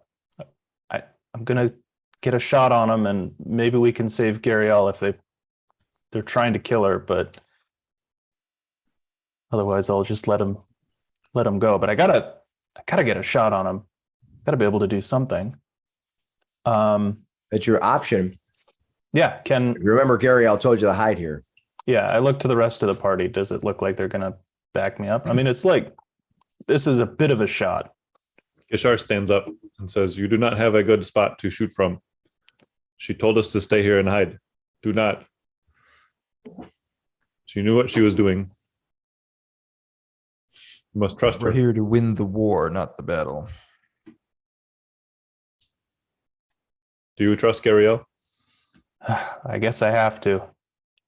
Is there like a window sort of in the general direction I can just sort of post up at and watch for anybody coming this way? Well, you definitely are. There's a window in front of you. You are basically watching from within the home. Oh, But because it's light outside, it's very possible that they can't see inside. The reflections of the light will make it very difficult, but you're able to see out and watch this whole thing. So Whatever I you wouldn't have- be able to potentially just sit here in this window. And I mean, a longbow has a range of 150 feet with long range out to 600. Is there a way I could just post up in this window and sort of you certainly can. watch this situation? You certainly can. And you could open the window if you want and fire from there. There's nothing stopping you. Mhm. The problem is what happens afterwards. I'll leave Yeah, the I window closed for now, but I'm going to leave my longbow ready to go. You got it. And I'm going to give you bardic inspiration, so that Okay. should give you a bit of an edge, whatever you decide to do. Perfect. You are now Hopefully, under I bardic. don't need it. Yeah, great. You're now under bardic inspiration.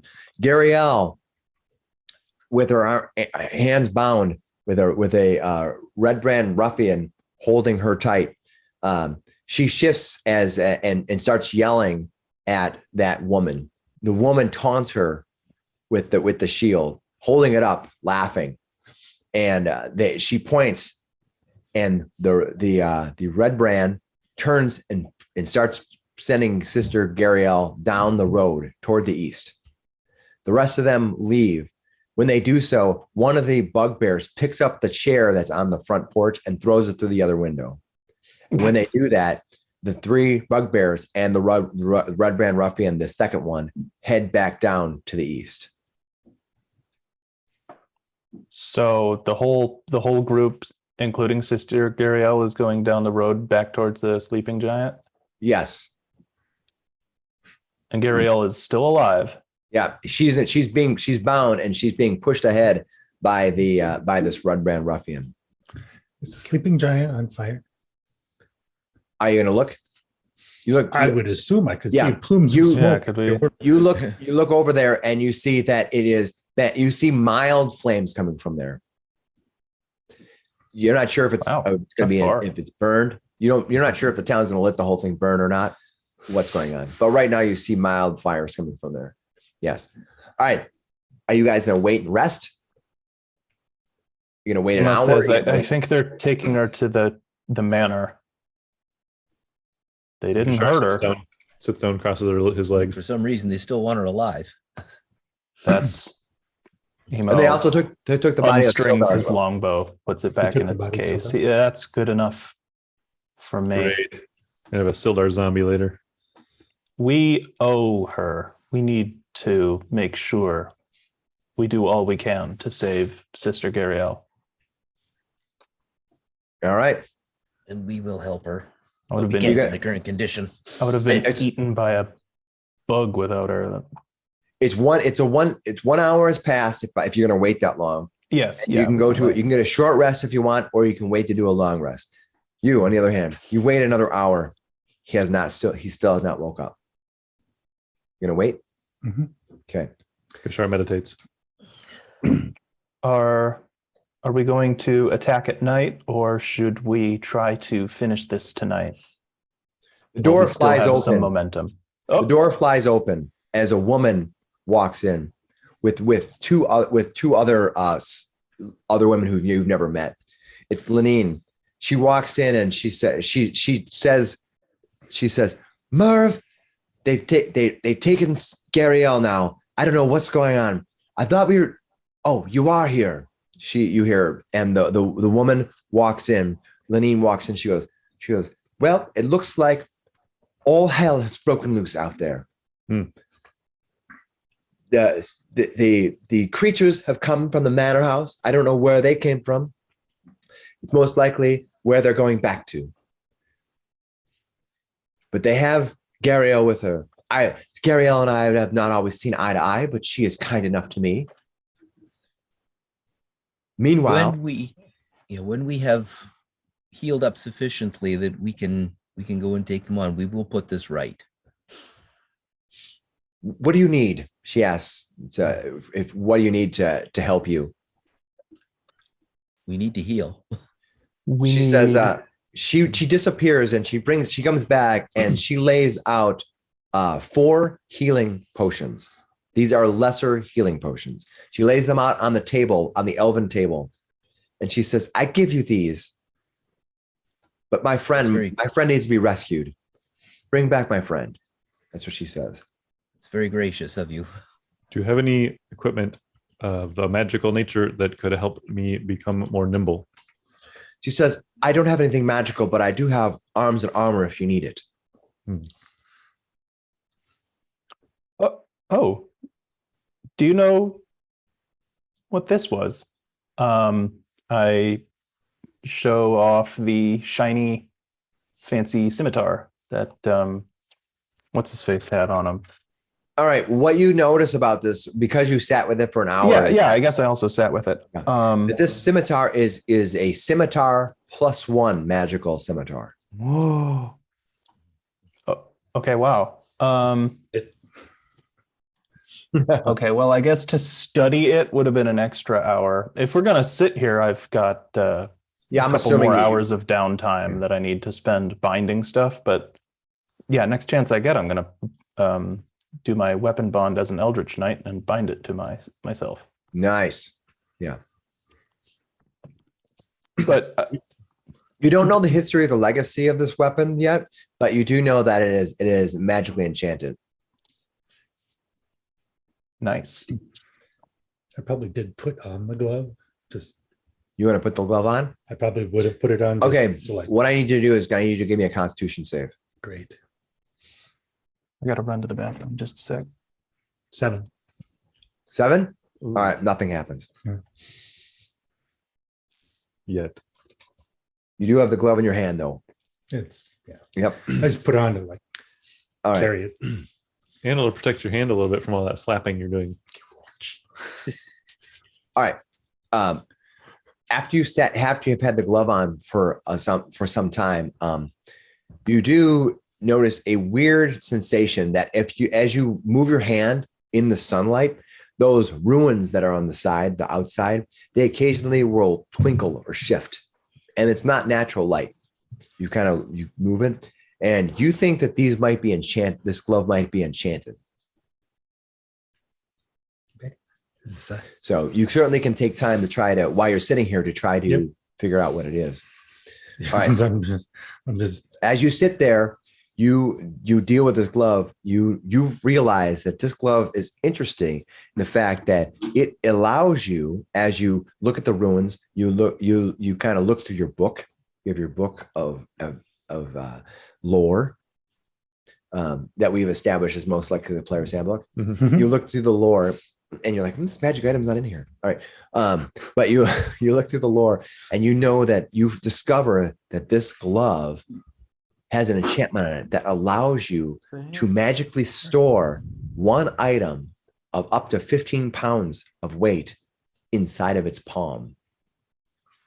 so that's where the book goes. You go, it is a glove of storing. Whoa. Allows you to put one item of up to 15 pounds inside it and allows you to retrieve it as a free action. Nice. Very nice. Do up to 15 pounds. No like size limit. That's cool. Nope, one item of up to 15 pounds. That's a heavy dagger. Yeah. Well, now we know how his weapon was appearing and disappearing. Well, at least she does. All right. Night passes. Or the evening passes. Finally, he stirs. He opens his eyes. And I'm looking in his eyes. The sun has gone down. The halo of reds and blues cascading behind you, silhouetting you, engulfing you, showing only the silhouette of your horns and your thin frame, your frail body sitting on top of him as he lifts his head up. And he kind of at first goes to move. And the light's almost dim enough that he might not, at first he doesn't know what's going on. And he opens his eyes and he looks at you and he says, hey baby, do I know you? Did I? He looks down and he's like, what? Wait, that wasn't, oh no. What? Oh, my head. She has a dagger poised basically above his throat. Hey, I didn't mean to call you baby. That was just a slip. I believe in your everything about you. You I want Believe in everything about you. Wow. No, don't look at me. He looks around, he closes his eyes. There's nothing to see. There's no eyes here. I have no eyes. My eyes literally are closed. You'll never, I don't know who you are. I've never seen you. You can walk away. There's no problem. She raises the dagger. Come on. I'm sorry. I said I was sorry. I'm sorry. Yeah. And he's just white noise at this point. Yeah. She's looking at him. She wants to desperately drive that dagger into his face. What I want you to do right now is I want you to make me a charisma saving throw. 18. All right. You hear from around you as you kind of like your tunnel vision on this creature. You hear from around you a deep baritone voice echoing around you. And it says, wait Taste what shall be yours. Take it. You know you want it. You start hearing it in whispers, the same whispers you have other people.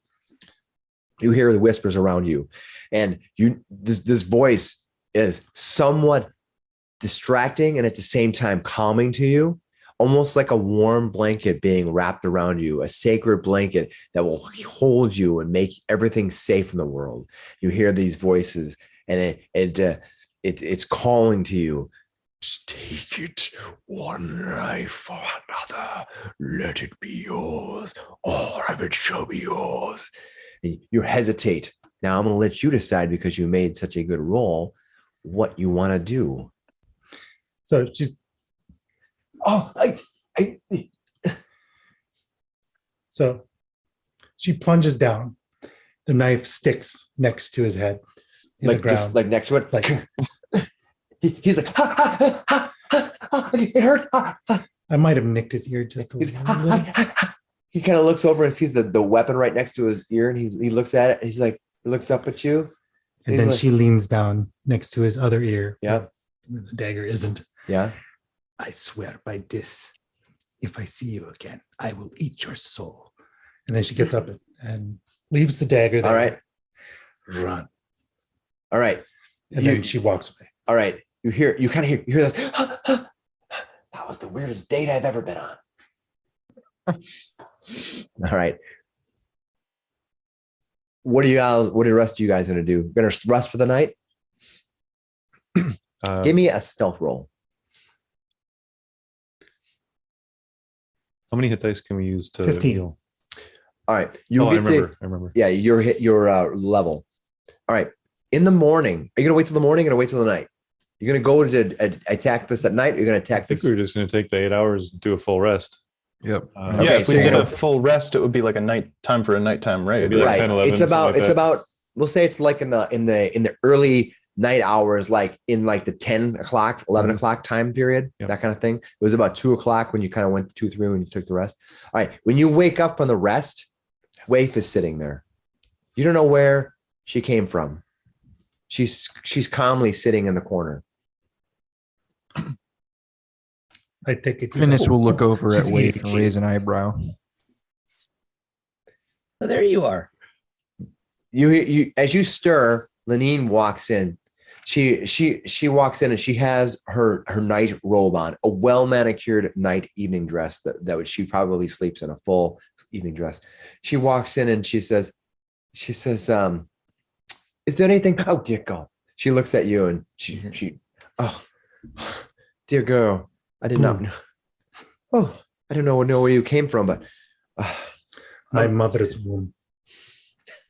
yes. I Sure. guess, yeah.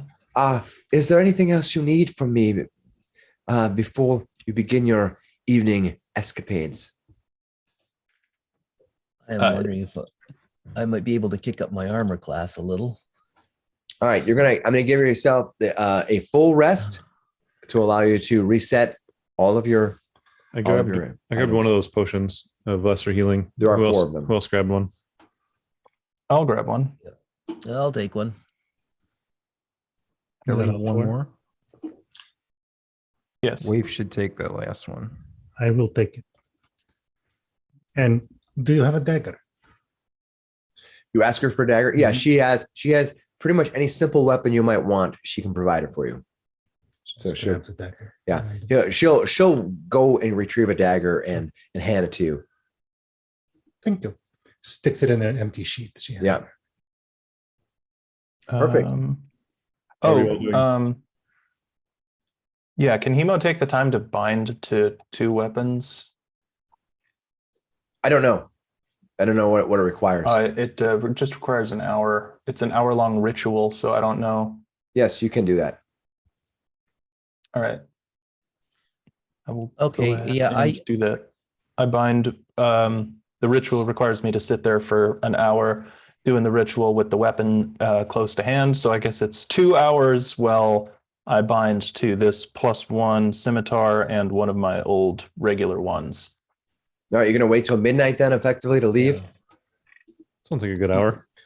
Now, after midnight, Oh, Graham's gone. Phandalin itself has has drifted away back into calmness. Even the lights from the inn are out tonight. Whatever has happened in town has certainly shooken everybody up. The people have retreated back into their private quarters, hiding away from these Redbrands and their retribution. Where their heroes left, who had suddenly taken out part of the Redbrands and now disappeared, they don't know. Meanwhile, the rest of you arise from your rest, have bound your weapons to yourselves, as Hemo has done, giving himself a bound weapon, and now are ready to strike back at these Redbrands, who have now hold your friend and the friend of the Lion Share Costa in custody right now. You don't know where she's at. And possibly the mother and the children. You also heard that as well. Yeah, that's what that one Redbrand had said to you.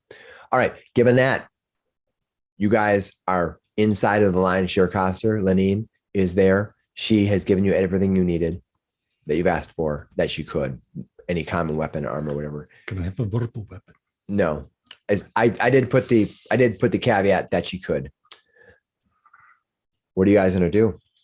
Also, by the way, you do not see those two patrolling men who you typically have seen the last night or two with lights. You haven't seen them coming by. You may think that they just do not wish to be outside tonight. That's fair. I say we sneak under cover of darkness for as long as we can. I have dark vision. I can lead the way. We can continue to follow the old wall, and so what do we know about the landscape around the manor? We've been pretty close. Does it look like there's sort of impassable cliffs that require us to take the road, or could we sort of climb up from outside of the town?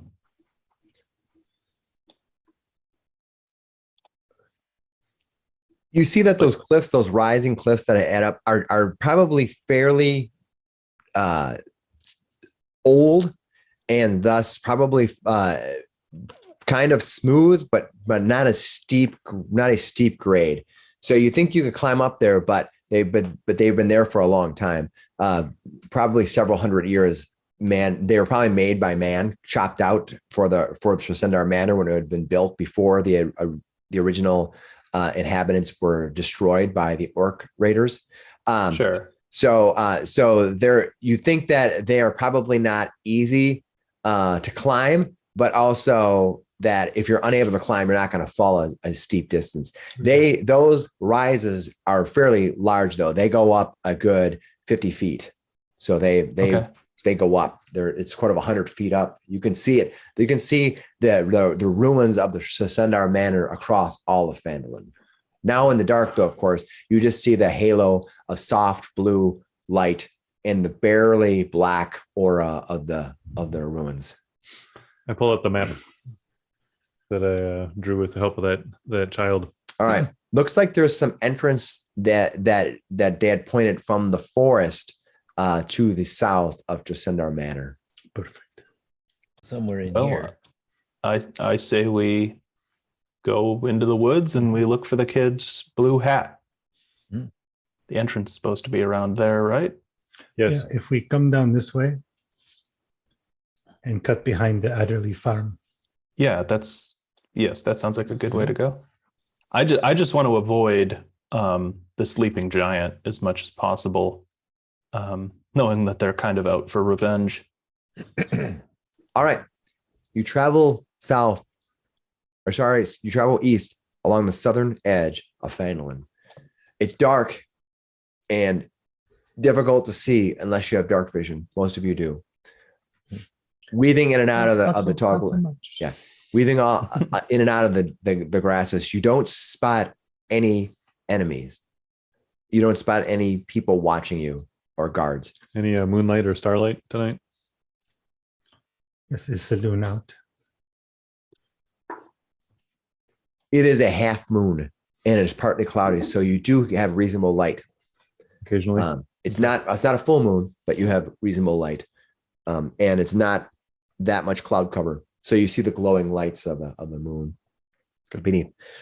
You travel across the east, past the Adderley farm, and enter into the dark woods. This is going to be a little bit difficult to find at night, though. So I want one of you to give me a survival roll. Who might that be? Who's going to be looking for this entrance? Who's got dark vision? And I have good survival. I will do it. yeah, he Oh, must that's not good. particularly 7. wise. All right. I rolled a 2. All right. You spend Nice. it's on wee into the night. You've been searching for about an hour, and it is you're getting a little anxious as Finnis has been leading you around trying to find the entrance to this fort. Hemo says, "Screw this." He fishes the wand of secrets he picked up earlier out of his bag and just waves it around, swish and flick. Says that while holding it, I can use an action to expend one of its charges, and if a secret door or trap is within 30 feet of you, the wand pulses and points at the one nearest to you. So I'm just going to get up as close to the south of the manor as I can and cast that. The wand itself, glistens and glows. It has a purple and silver sparkles. It lightens up. The front end glistens and pulses, and at the far end, a purplish light bellows out, shimmering. Ooh. And a flashlight, almost like a flashing beam, spins it, and your hand is literally ripped and forced to point in a certain direction. Like, whoa, what the heck? That seems like we've got a bite. I'll follow it. Giosa. You walk through the thicket, around through some brush, and within 20 feet of you, you pull open some shrubbery, some ferns, and there you can see a small blue hat that's been draped over one of the fern branches.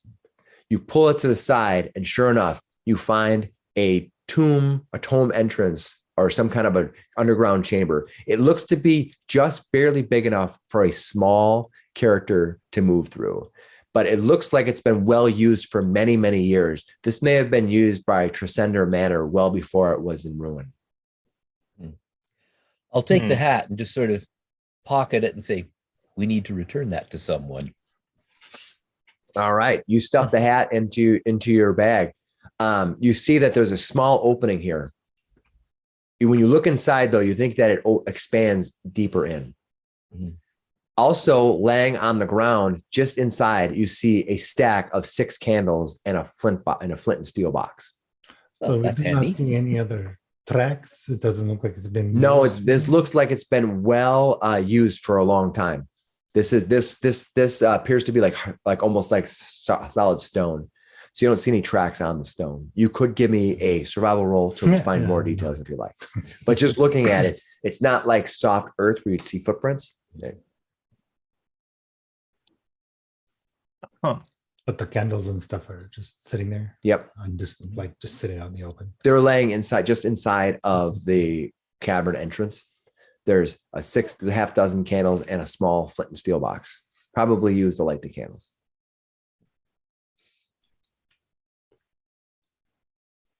What are you going to do?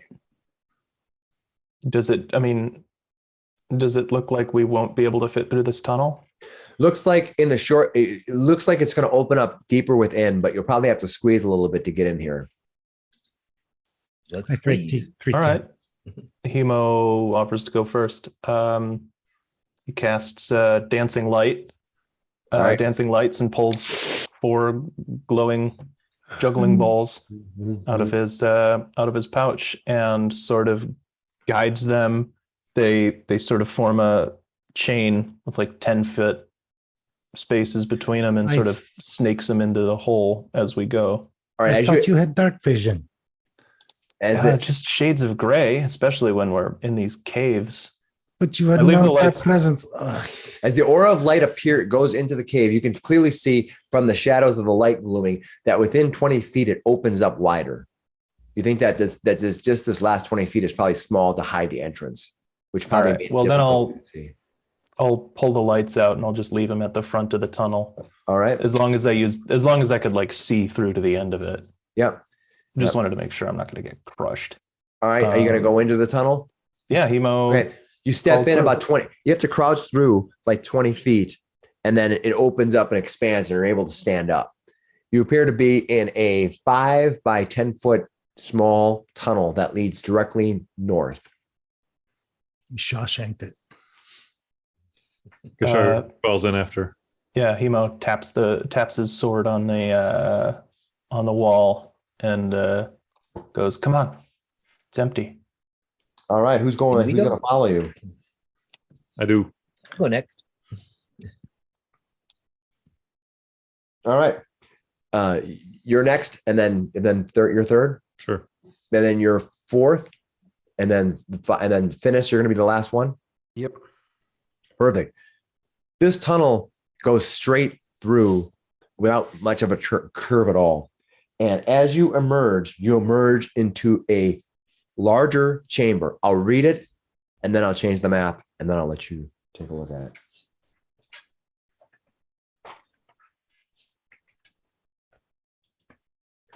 A cold breeze fills a large natural cavern, carrying with a faint scent of decaying flesh, my mistake. A crevasse divides the cavern and is flanked by two rough stone columns that support the 20-foot high ceiling. Two arched wooden bridges span the chasm. I'll bring up the map and I'll let you put your characters on there.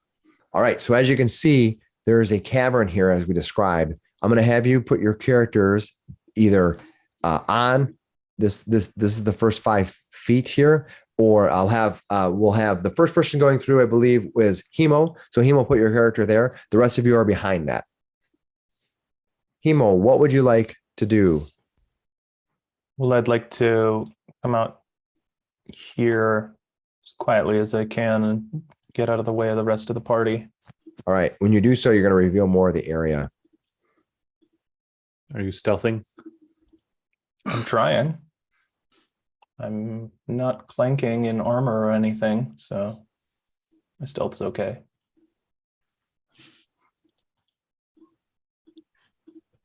Well, I mean, it would. All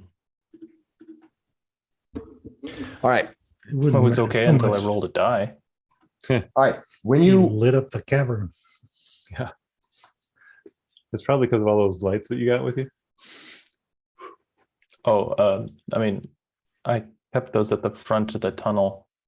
I guess I can dispel those now. all right, you once the hear rest of the party gets Emo, there. you hear in your head, inside of your brain box, not audibly, you literally hear in your head, "Ah, who's that? Who?" That's what you hear. Like you hear it and you're like, is Waife messing with me? I think quieter. You think quieter? I think as quietly as I can. What are you going to think? Nothing. Everything. Oh, no, nope, it doesn't work. Hemo gets too up in his head. Stay Puft Marshmallow Man shows up. Pink elephants. Say it. It's just pink Say it. elephants. Say it. That's what you hear it something in the inside of your head. You hear it. Say it. Say it. Say it. Mm-mm. All right. Who's next? I guess that would be me. All right. You Flander, you can see you can kind of come up and you see do you have the dancing lights still going? No, I dispel those. I honestly just have watched too many spelunking videos, and I feel like crawling into a very narrow tunnel without proper lighting is a death wish. So Sure. Hemo was intending to use those just to sort of probe out the narrow tunnel. When he saw that it opened back up, he left them there and would dispel them when the party gets back through. Flander, do you have dark vision? I do have dark vision, yes. All right. Then you see the same scene that Hemo sees, and you hear in your head, in your brain box, inside of your skull, you hear, "Who is it? Say it. Say it. Say it. Say it." I remain quiet. All right, you're hearing it, and again, you're like, "Is Waife fucking with me?" Like you're looking back, like, "What's going on?" Okay, I'll come up to Hemo and say, and whisper very quietly, "Do you hear something?" Yeah, don't hear it. Don't say it. I hear it. Don't I say hear it. it. It's me. I hear it. You both hear the same thing. All right, behind. Don't say your name. Hemo just gets spooked for a second. Behind is you, you're third. Yeah, I'm sort of feeling my way down this hallway. All right, it's completely dark for you. completely dark. So here's what I want you to do. Simply give me We're hearing whispering now, right? yeah. I want you to give me a basic athletic save. Okay, I want you to give me a save, which is going to be a strength save. Athletics versus Just a strength acrobatics. save. It's a strength save. Strength, not athletics. Just strength save. Okay, my bad. Strength. Yeah, I said athletics, but I meant strength. I'm sorry. Yeah. What'd you roll? Natural one Worse. for a solid 3. Okay. Can we just take the 9? He doesn't have proficiency in this skill. All right. From behind, Flander, you hear footsteps sliding up behind you. Footsteps sliding up behind you. Ah! Bah! You hear a slam. Ugh. Fumbling through the dark. Assholes. Are you down here Okay. too? I want you to know that you're going to take 3 points of falling damage as you hit the bottom of this. Ugh. My shin. Broke my leg. You land on a heap of bones. That would probably make some noise. Clatter. And you hear the and you hear in your head, you didn't say it.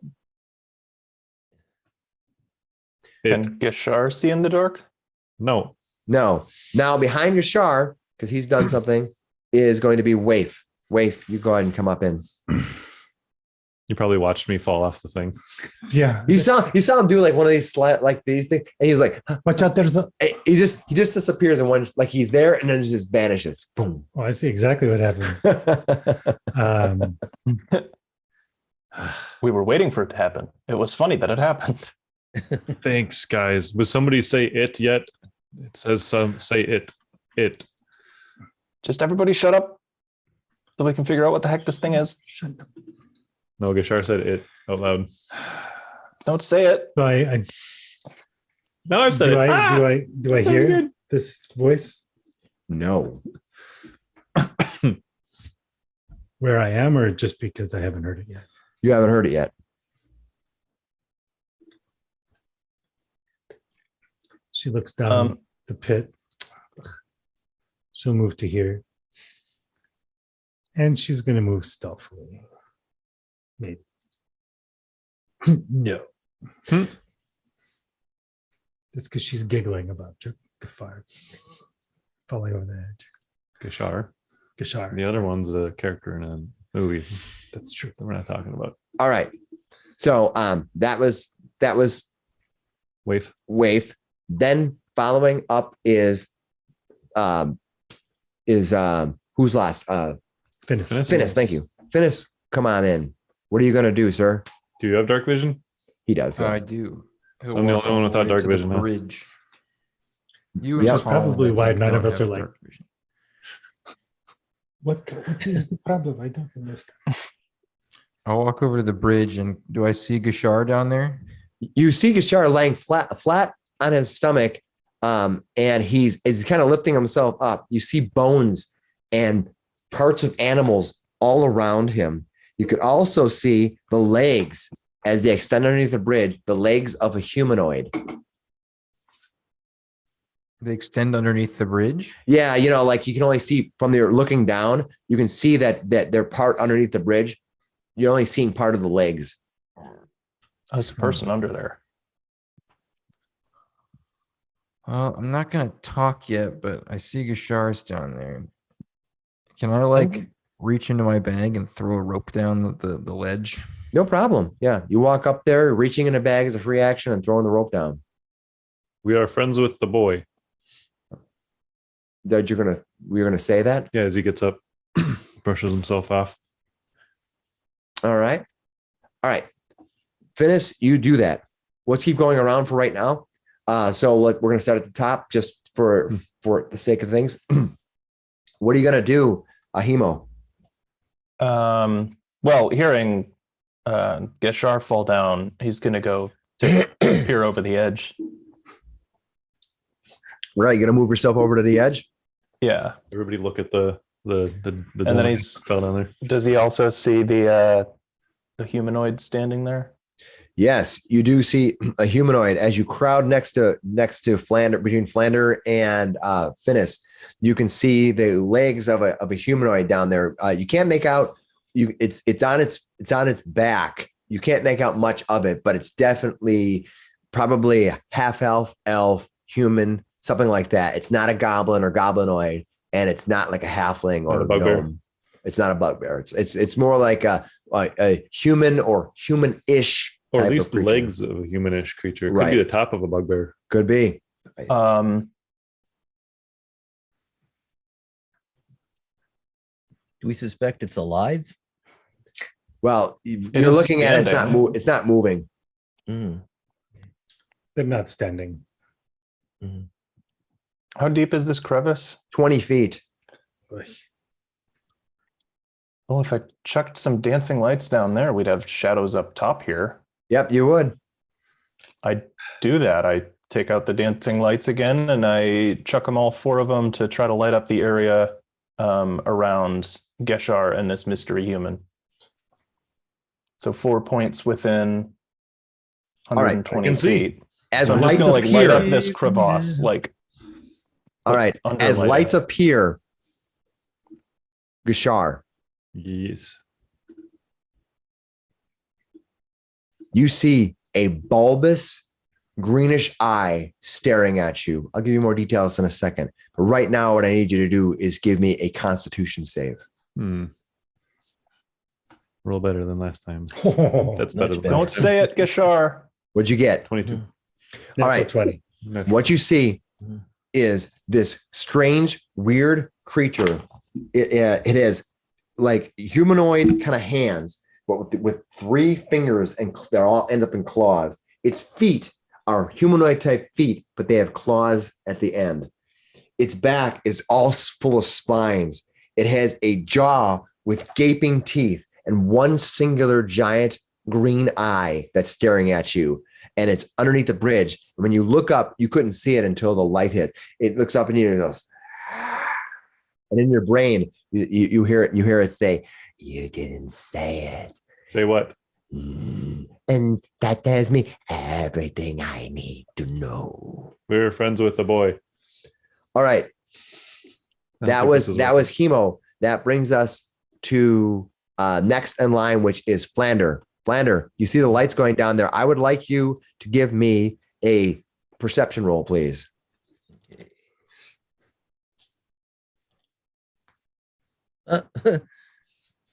Five. Okay, you see nothing but the dancing lights, and you see Gashar talking. Gashar to talking. somebody. It's exactly what you see. What are you going to do? I'm going to reach my hand down to Gashar. He's 20 feet And, down, so it's quite a you distance. go. That might be I farther have a than rope down there anyway. And I will prepare to sort of squat down there, and as he comes up, I'll help him as he Okay. gets close enough. All right. Next up in line is Gashar. What are you going to do? You can see now. I can. And I see the creature and I kind of, cock my head at it a little bit. And it's, do I know what you gave me a constitution check, right? Mhm. Did I feel something? Nope. Okay. Well, he'll say, kind of brushes himself off. He'll say, just a second. He'll grab the rope and he'll climb up. One moment. Excuse me. Bye. When he gets up to the top, I guess he'll be over here. Okay. I guess that's a full movement, right? Okay, you're gonna climb up. Yep, that's Yep. 20 feet. That's 40-foot movement. So That's perfect. all right, you climb back up to the top after stumbling into the dark. All right, next up is Waife.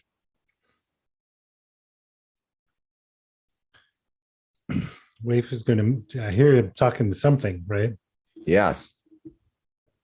I'll move to there, and if anything presents itself, I will. You're gonna move Blast across it. that gap. I will reveal a little bit of what you saw down that since you have Oh, to the dark left. vision. It's tough to see if it's a opening or just like a I don't know, just an indentation in the wall. No, I totally get it. Yeah. All right, you can see down that there are stairs that lead up into a corner, and there's also a door up there. This is finely worked stone, unlike the cavern or ruffian cavern you saw before. All right, that's what you do, Waife. Mhm. Next is Finis. Finis, what are you going to do? I mean, I got the rope down to Gashar, so Gashar has climbed up the rope. hold that. So I guess I'll just coil that back up, put it away, All right. and draw my hammer and look down towards the thing Gashar was talking to. All right. There's I would still like lights down there. You can see it. I would like you Hopefully. to give me a perception roll. Perception. Natural one. Oh, What'd you roll? Natural one. All right. Well, at least it wasn't your spiritual weapon. So you look down, and the lights are pretty blinding. It's like you see feet. Yeah, you see those lights, and you're like, ah. You flint away. You almost can't look down there. I'm gonna take 5-foot step back. Yeah, you can see That's the always four good. lights are in your vision, and Finis looks and says, "There are 4 lights." So you can see the lights are still in your eyes, as you move back because they're glowing. Huh. All right. Anything else you're going to do? You moved back. You did a search. Anything else you're going to do? Any bonus Besides actions put or my anything? rope Okay. away. That's it. Perfect. That is finished. That brings us back to Hemo. What are you going to do, Hemo?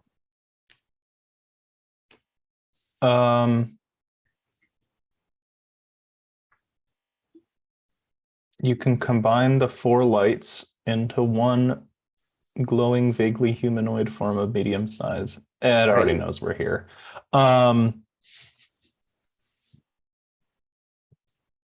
But it's a cantrip. As long as I'm concentrating on it, the lights form a glowing humanoid figure in front of this one-eyed creature, and I can't make it say things, but I can animate it as Hemo says. You haven't seen that one. What are you down here? What are you down here for? Are you just like guarding this place? Have you seen this one-eye creature yet? Just the legs, right? That's not the creature. That's just a skeleton. That wasn't so the legs weren't the body. creature. Gotcha. Okay, you're gonna. Oh, that wasn't the creature? No, but you don't know that, so you're saying it to the dead body, which is fine. Right. Yeah. So okay. Hemo says that to a dead body. Right. Perfect. That brings us. That is Hemo chatting to the dead body. That brings us to Flander. Flander, what are you gonna do? Oh, now that Ishar is back up, I'm going to move back over here and take a step up towards Wave, because as far as I'm concerned, there's nothing down there. Sure. People just acting weird. All right. Next is Gashar. He saw the lights all form into the creature. Or Yep. like this glowing. Yeah, creature. you're above. You're above though. Yeah. But up here you have these mystic kind of misty lights. It's a 20-foot ceiling here. The lights are 10 Down feet below, deep yeah. down below. So you're kind of getting this halo of light. Yep. In fact, the shadows are deeper and almost more difficult to see beyond. So yeah, it'd be shadowy. You'd get the really dim reflection from the top. Yeah, right? you're Just seeing like- some glistening somewhere. Some of the rock is probably shiny or wet, more wet, and the rougher, more diffused rock is creating these kind of glistening bars of light up in the ceiling. he'll kind of get down to one knee and he'll look down there, kind of under the bridge. That's where I saw it, right? It was Yeah. under the bridge. Yeah. He looked down and said, "Do you know the boy of which I speak?" All right, give me a diplomacy roll. He left candles. Yeah, that would be that. I believe they call it persuasion. Persuasion. All right. Well, probably gonna go. Yeah. See, now I'm rolling what I was expecting to roll earlier. Solid 2. Nice. All right. Waife leans over to Flander. Who's he talking to? I would like you to make me a Constitution I save, don't please. know. 21. All right. From the shadow, this creature leaks out. You see his green eye thing. It looks at you, and in your brain, you hear it say to you, "You did not say it. You did not say it, and so you shall die." I don't want to die. You're gonna say that out loud? Yeah. I'm talking back to it like it's in my, Yeah. He goes. I'm awkwardly talking back verbally instead of using my brain box, but I don't want to die. Why would you threaten to kill me? Would you like food instead? What food? What's food, precious? I want the thin one, the red one. Give it to me. The little thin one with the red one. He pulls out the thin one with the red one. Give it to me. a thin bottle of wine Okay. that is red. Yeah. And I believe I have rations in here. Oh, I have a whole bag of rice too. Grabs a whole bag of rice and this red wine. Maybe I'll eat it and blow up, like expand. Is it a bird? It's basically a bird, right? Yeah. Okay. Yeah. So he basically offers these down. You gonna throw it down, or what are you gonna do? It's too far away to Yeah, it even is pretty reach far, you. isn't it? It's 20 feet. Think of it like, the top of my roof, that back there. That's how high you are right now. Yeah, he'll Those people at home who don't know what my house looks like, I can't help you. I'm sorry. Go measure 20 feet somewhere and you get it. the bag of rice is a little more solid than the bottle. Like it would probably survive a landing a little I'm bit guessing better. it's probably like a burlap sack Yeah. of rice. Yeah. So Throw he'll it down. he'll toss Roll that down a D20. and he'll begin to tie a rope around the wine bottle as well. Roll me a D20, please. You got it. Where are D20? There it is. What are you doing? There's my one again. You roll the one. Okay. She slips. What happens is the rice bag hits. It goes. Just shatters, and all the rest man, of that you hear was a this lot of rice all rice. over the place. All right, hold on a second. I'm gonna make some listen checks here. Okay. Okay. You've dropped the rice bag and it shatters all over the place. There's a rice all around, dancing amongst the bones and this dead body. So I below. sort of lean back away from the edge, so I'm not peeking over the edge anymore. Yeah. So no eyesight anymore or anything, right? Mhm. It's a steep thing. I don't have to say, but I'm tying the. So the rest of us haven't Around seen the- this thing at all. No. The creature threatened to kill me. I say to the, All right. to the party. And he threw rice. What creature? It's your But I turn. do Nemo just It turns is. around and your goes, turn. There's nothing but But I think it wants to eat bones you. down there.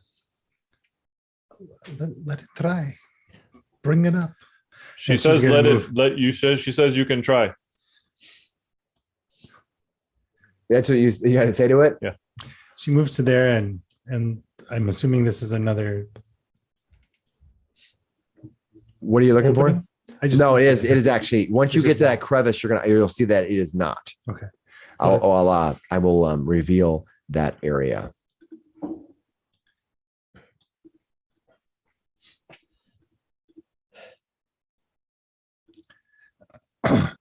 Cool. So she has a readied action of blasting something with Eldritch Blast. If You got it it. attacks her, shows it, or whatever. So anything that's attacking you, you're gonna do the Eldritch Blast. Pretty You much. got it. All right. That brings us to Finis. What are you gonna do? Finis is going to quietly make his way up the stairs this way. Team All right. around the corner. You're easily able to do that. That's awesome. All right. In the meantime, Hemo, you can take some action if you like. I mean, have I seen how deep this crevice is? It's 20 feet, I believe. I'm sure that you could probably have glanced over and seen it. I think you got near the edge once, didn't you? I don't remember if you have, but Yeah, I did to put the lights down there and look for Geshar. yeah. So I guess I'm it's 20 gonna feet. continue up the edge of the cliff and look down there for what Geshar's talking. For what Geshar's talking about. Perfect. Give me a give me a check to perceive what this might be. Give me a perception roll, please. 9. All right, you start looking around, and the dancing light body is still there. The shimmering body is still there. Did you still? As a bonus action, I just dispel 3 of the 4 lights, and the other one I'll have it just float near Geshar. All right. It doesn't. I can't make it follow him, but I can move it up to 60 feet as a bonus action on my Sure. turn. So you have it. You have it on yeah. near Gushar. Yeah. That and it kind of gets dark below there as the one light comes flying up. Perfect. All right. That brings us to Flander. Okay, I'm going to step over here. So, Gishar, what are you doing? There's nothing down there. But something's trying to manipulate you. Come on, come this way. No, I saw it. It has a big green No. eyeball for a head. Yes. Yeah, I well, figured don't it would waste- have been the guy in our It don't- heads, but I haven't Geshar. heard anything down there. It wants to eat Waife. Gushar, you hear a voice. Fine, I'll take that one. Just throw it in. Just Don't throw that throw one. anything more. Oh, it Don't said throw you could have anything it. more in there. Don't waste your food on it. Come on. It said it wants to eat you now. Well, it's not gonna do that. Where Not is if I have this anything to thing? say about it. What the hell? It's right there. It's under the bridge.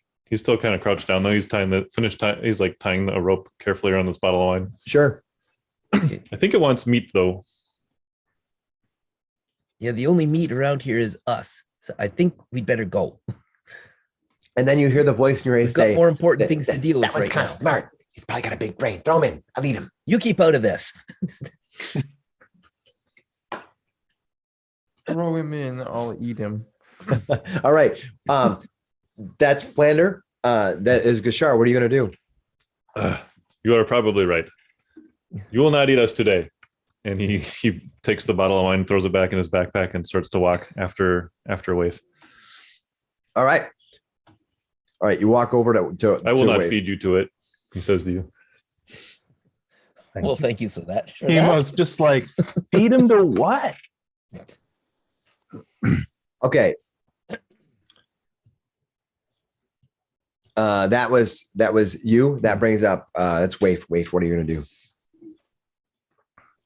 Um, Are we going to divide the party? There is 1, 2, 3.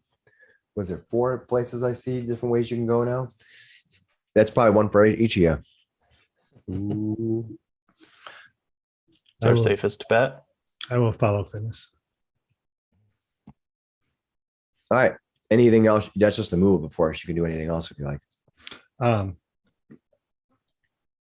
still readying As I say, you have Eldritch a- Blast in case something attacks. Something attacks you, you're going to cast Eldritch Blast. You got it. All right. Finnis, what are you going to do? I peek around the corner of this hallway here. You got it. Let me reveal the area for you.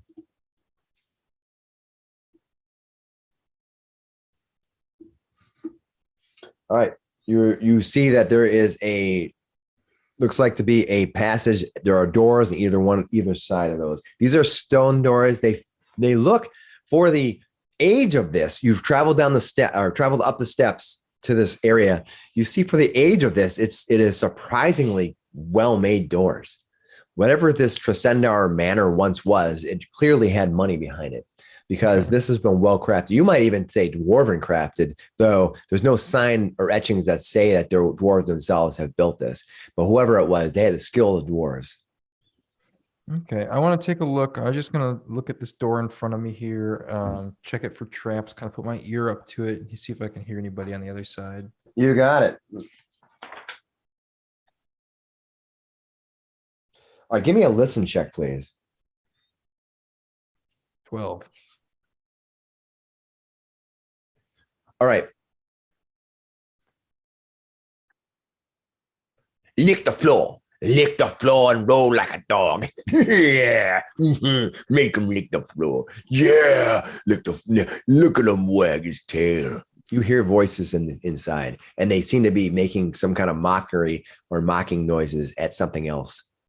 I look over at Waife, I hold up 2 fingers and I point at the door. All right. That's what you that was your action. Are you going to do anything else? I'll stay there for now. Okay, cool. That was finished. That brings us to Hemo. Hemo, what are you going to do? Oh, he's gonna glance one more time back into the pit and then give up Right, on give me a finding spot our- roll, please.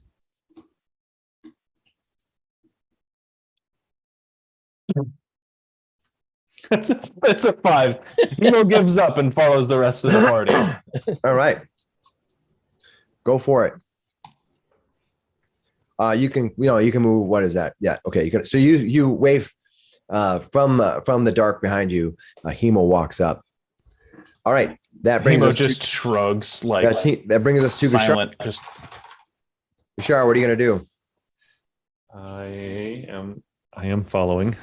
Oh, I'm sorry. Finis is next. Flander is Flander? next, and then Gashar. Yeah, Flander, makes sense. go ahead. Sorry. Flander's going to come over here and persuade Gashar to follow the others. We've got important things to deal with, and I think it's Never this mind the way. bird. Follow the road. Okay. All right. So you do that. That's just a talking thing. So you can do an action if you want. Well, maybe before I go, we'll take one quick look down here and see if I can make it out. You got it. Give me a spot roll, please. Give me a 5 perception, please. Maybe a 6. What'd you roll? Okay, I rolled a 20, A natural 20? not a natural 20, About a dirty 20. a dirty 20. Yes, All right. an unnatural 20. All right. You stare down and see a creature that has spindly fingers and humanoid like legs, but with claws on the end. It's hanging upside down underneath the bridge. And it has a long body. It is a medium-sized creature with these spindles all along its outer spine. But its face has this jaw, that gaping jaw that is almost extends too far from its regular mouth. And in the center is a green bulbous eye. And when you look at it, it goes, and its eye gets twitches and its little iris gets big. And when you do so, you must give me a Constitution save. Okay. Constitution save. What'd you it's roll? just a gross little guy hanging out underneath this cave. I rolled a 17. All right. You wince back from this thing. You're kind of thrown. It's unsettling, right?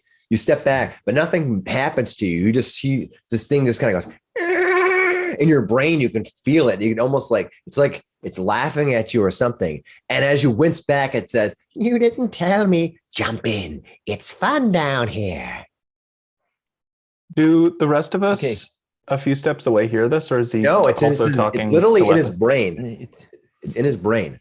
Man, I just kind of wince a bit from that, and then A bird. yep, and come on, Gashar, let's get out of here. oh yeah, a little bit like big creepy eyeball. I'll put your knees off. All right. All right. That's what you do. Gashar, what are you gonna do?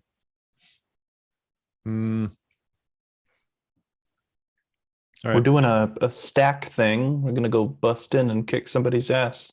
You want to join? It'll be fun. That sounds like a good move. Yeah, he's basically following. He actually will do.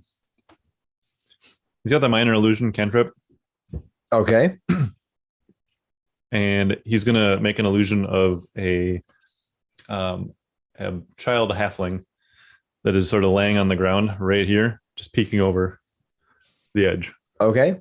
Cool. It'll fit within 5-foot cube. All right. Cool. That's awesome. You do that. Are you gonna move or anything? I'm just waiting for everybody to get out of the freaking way.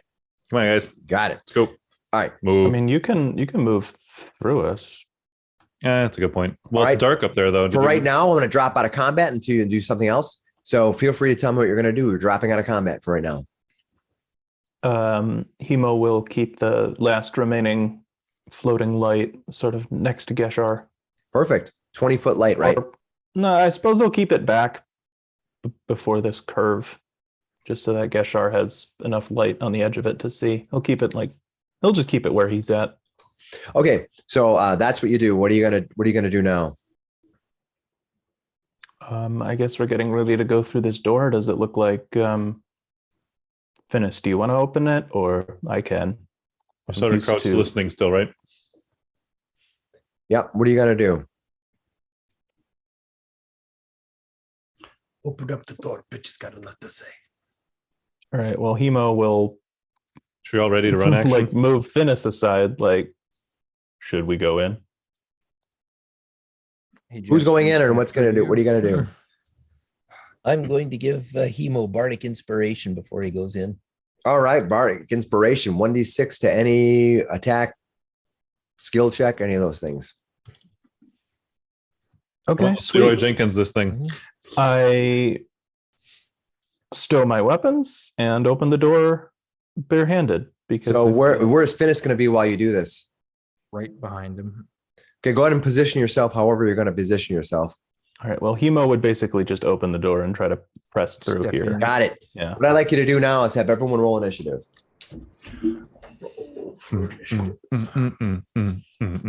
Bashar, what do you get? 16. 15. Hemo 11. got 16. Gashar got 15. Waife, what do you get? 12. 12. Flander, 11. 11. And Finis. 14. We almost got a straight. All right. You did. That's funny. All right, hold on. They were almost in descending order too. If Dave was here, Yeah, roll. As our Dave. I gotta see what this guy has for his. He has a +2, giving me. Okay, I will reveal the room. How is he surprised? All right.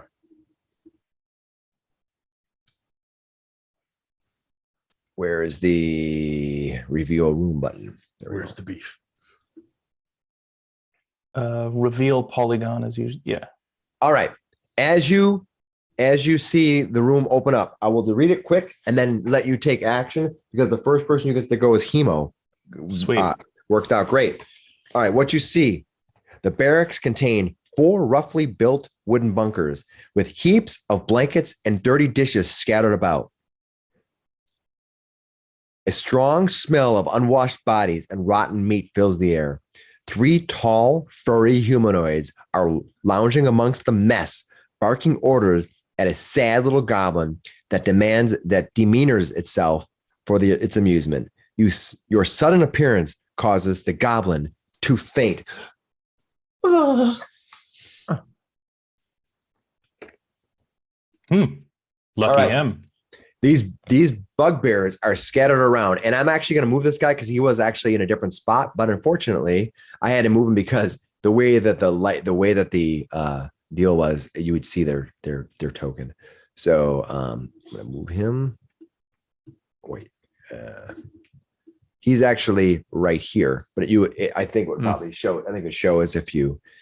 Okay, so. What are you going to do, Hemo? You get your full turn as you burst through the door, and these guys are all like, Well, he looks over at the passed out goblin and goes, "Oh, well, that was lucky for him." The rest of you, with my action, I'm going to draw the 1 scimitar. With my bonus action, I'm going to make the other appear in my hand. Gentlemen, and I'm going to swing the +1 scimitar at the closest bugbear. right. I'm also just going to like walk into the room a bit, like right into the middle. Just gonna stand in the middle of the room. They're literally kind of like, what? And you run right past them. Go ahead. Gentlemen, do you know a glass staff? And you recognize these creatures were recently in the town. well, They're well, bugbears? well. Oh, Yeah. They're well, I bugbears. know you. I'm going to swing this at him. All right. 23 to hit. That hits. 6 points of slashing damage. All right. +3, +1. Yep, that makes sense. You smack him down. All right, right. that's my turn. Next up is Yashar. What are you going to do? He will also run into the room. And I think I'll just take a left or right turn, I guess, right up onto the At Albuquerque. bed there. And yeah, he's gonna take a full-on attack at this guy too. I got my quarterstaff. So two-handed. There we go. Nice. 19 hit. I'll move this a little bit to make it a little easier for everyone to see. All right. 19 hits, I assume. 19 does hit. How much damage do you do to it? 4 Wow. points. of damage. Nice. You have a And +1 then- staff? Yes. Wow. Yeah, I think I was the first one to get a +1 weapon. That was from the priest. That was from the goblin priest. That was just north of Clark's chamber. Man, I didn't realize the 5e dropped to +1 like uncommon items so early on. Like that's like level 1 or 2. So I'll do my flurry Should of drop blows one, huh? attack on him as well. Immediately after my attack action on my turn, I can spend 1 key point to make 2 unarmed strikes as a bonus action. Go for it. I'll do that. You're gonna One. trip a key point and do 2 unarmed strikes. You got it. You got it. Let's rack them up. Does 12 hit? No, Even surprised this first round? they're not surprised. What? You just get to go. All right. 18 would hit though, yeah? 18 does hit. All right. That was my second hit for 5 more points of damage.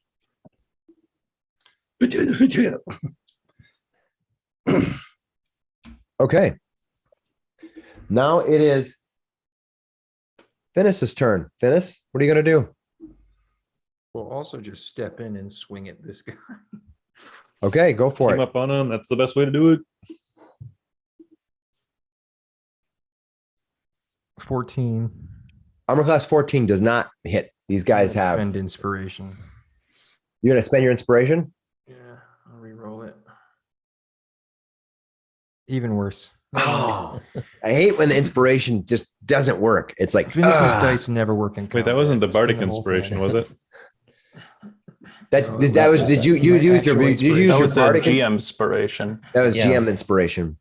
And as you get up higher in this levels, now I'm going to start handing that out more. I was just kind of leaking it up as you guys were moving in. All right, so that was Okay, hold that on. was. I'm going to cast my bonus action too.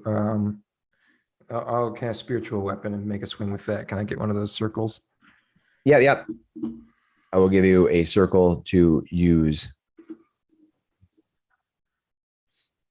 What's your bardic inspiration at right now? Also misses. Lander? So I've Is it a got 1d6? It's 1d6, yeah. Okay, sweet. Just putting a extra little resource in my character sheet. There so you I know go. if I have it or not. You have a magical triangle right now. cool. Nice. Cool. It misses. Sweet. That's your magical weapon. All right, that brings us to. Does it get to attack on its first round of It does. appearing? Yeah, it wasn't. does, It but wasn't. Didn't It do enough, missed. It swung unfortunately. an Oh, got 11 because It's now their none of my turn. dice ever do anything. It's now their turn. All right. First thing is going to happen is this one is going to move to here, and it's going to attack Hemo. Do I get an attack of opportunity on it? Nope, because you're within never. Oh, you do. Yeah, you do get attack of opportunity on it. Take it. Finish it as well. And I can use my weapon for that, right? Oh, you're right, Finis. Go for it. Thanks for reminding me. Finish him. I only rolled an 11. Nope. though. Oh well, that's all right. Well, I actually didn't realize that until I moved, but yep, that would be true. You both get attacks of opportunity on. All right, the bugbear is going to make its attacks. It's weird though, because old school, like just a 5-foot move wouldn't have triggered it. All right, so it's that this is definitely kind of different moves. Yeah, so sometimes I forget with the. Okay, so he's going to attack you, Hemo. I rolled a 15 plus 4 is 19. Can I cast shield and bring my AC up to 20 as a reaction? Yes, you can. Well, what is it? What does it give you a shield? Is that it gives you a D6 to An add? invisible barrier of magical force appears. You have +5 bonus to AC. That takes it up to 20 as a reaction, which you take when you're hit by an attack or targeted by magic missile. Awesome. That's cool. So you block it. Your little magic shield comes up as you hit it. It kind of bounces off the top. Of it. Nice. That's awesome. Yep. I have 20 AC until the start of my next turn. That's cool. All right. This one is going to run up to here. And since Finis does not have a magical shield barrier emanating from his body, he's going to get attacked.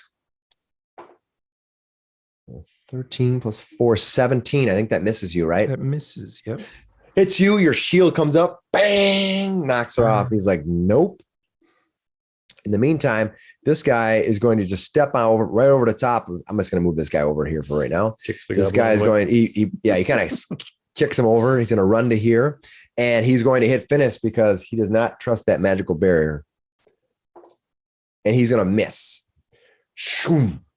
All right. That brings us to Waife. What are you going to do, Waife? So I'm going to move to there. Yep. Which one can I fire on? You can fire on probably either that one or that one, but they're going to both get cover.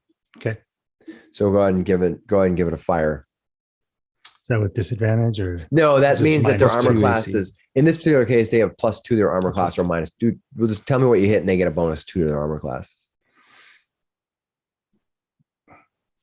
Where? Oh.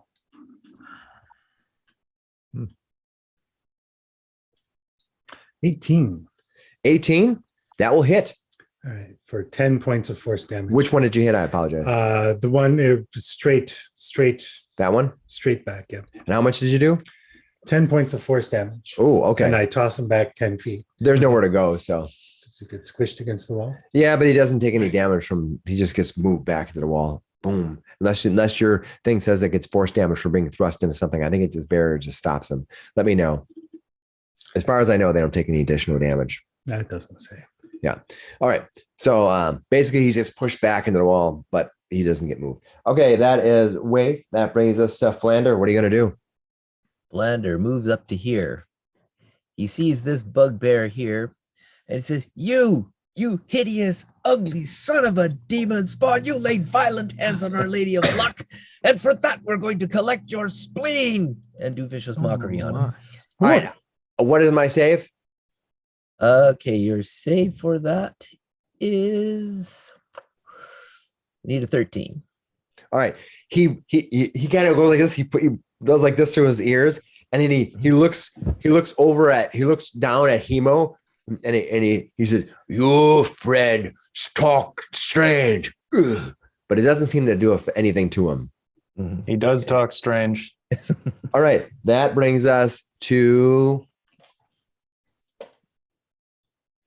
Hemo. Oh boy, my turn. Yeah. Shield dissipates. Oh, I apologize. I do have something else that happens before that. I'm sorry, I misspoke.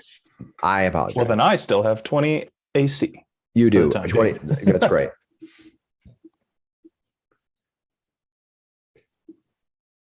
What happened? All right, Waife. I would like you to make a Constitution save, please. 21. All Natural right. 20. Nice. You make it. This creature looks over and its eye goes, Ew. I can see it. yep. And then hold on, it's not done yet. It's real.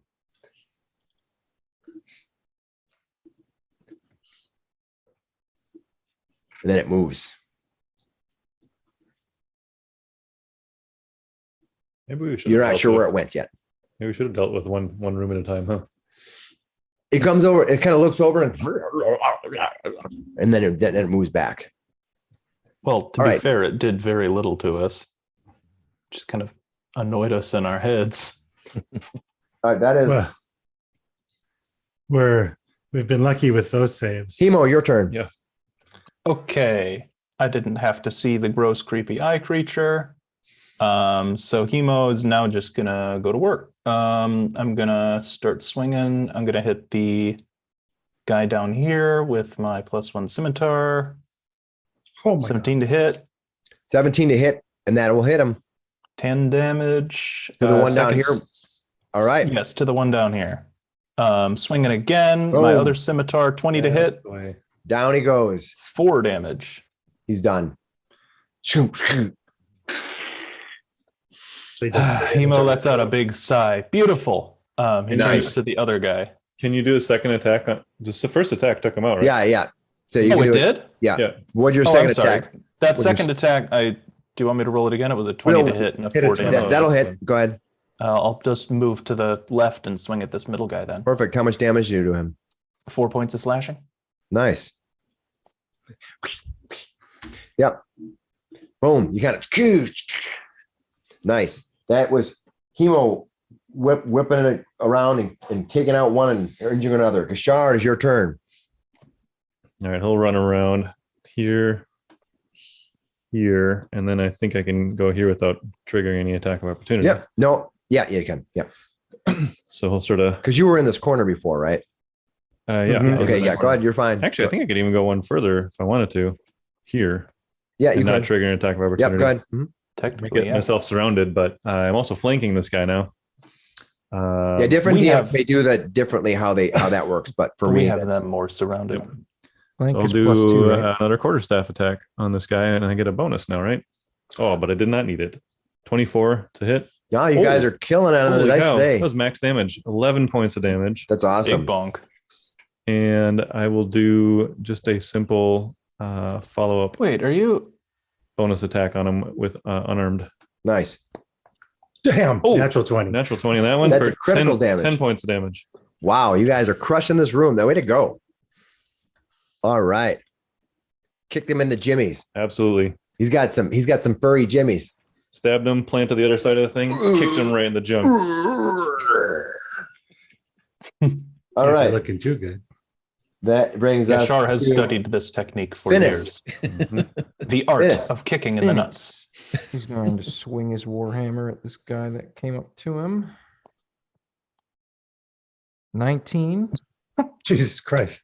that one right there. Okay. That will 10 hit. points. Wow, you guys are how much damage? I'm sorry. 10. 10 points. Wow. And then I move my my spectral weapon over to this guy Okay. and swing with that. Scythe just kind of goes over and misses. What'd you Wow. roll? Was it a 10? It was a 1. Is Oh that my an God. invocation spell? I'm telling you, man, my spells just don't do anything. Total of 6. ever. That's not true. If you will, if you watch the previous episodes, there are many times where you do some serious damage. I just think. Well, yeah, but none of my spells do that. It's like my ability. no, and my your hammer. your bells did a lot of damage. Have Oh, done a lot that's of damage. true. Pull the bells. Very powerful. All right. It depends on what you do. All right. So that was Finis. Now it is their turn. All right. Oh, but it's divine.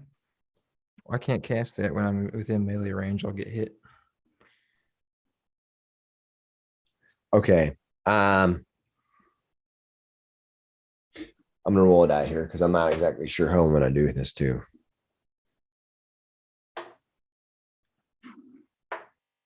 All right. They both just turn to attack Finis. They don't like the magic that this other creature's doing. It drives them a little bonkers. So they're like, nope, he just brings up magic shields and blocks our stuff. So screw that. We'll deal with the regular shield. I miss and I miss. Hmm. All right. It is Defending now. with my shield. Yeah, it is now Waife's turn. What are you going to do?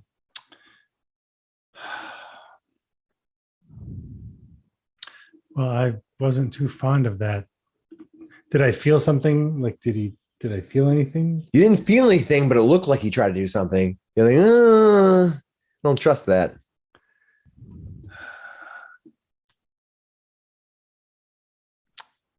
I will take a step back.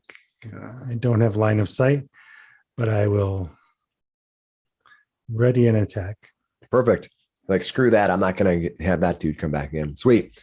That was Waife. That brings up Flanders. Flander, what are you going to do? I'm gonna move up to here. All right. And I I'm will going to call cast out that I saw that thing. All right. I'm going to do True Strike on this one here. All right. And what That's fine. that does, it gives me advantage on my first attack roll. Nice. So Is True Strike a bonus action spell? it's a cantrip. It's one What is it, a action. bonus action or is it an action? No, it's an action. So, Okay. So I'll So I take it you're cast True done now? Strike and I'll. Yeah, I'm done now. Perfect. Yeah. All right. You call it, you saw this monster. All right, Kashar. Aha! What was it doing? All right. From the steps, this clawed creature looks over its green bulbous eyes. It goes, and it's going to look down at Flander. Flander, give me a Constitution save, please. Okay. Coming right up. Oh, sorry, that's an advantage. The first one was 14. Constitution 14. Yep. I think you're fine. Okay.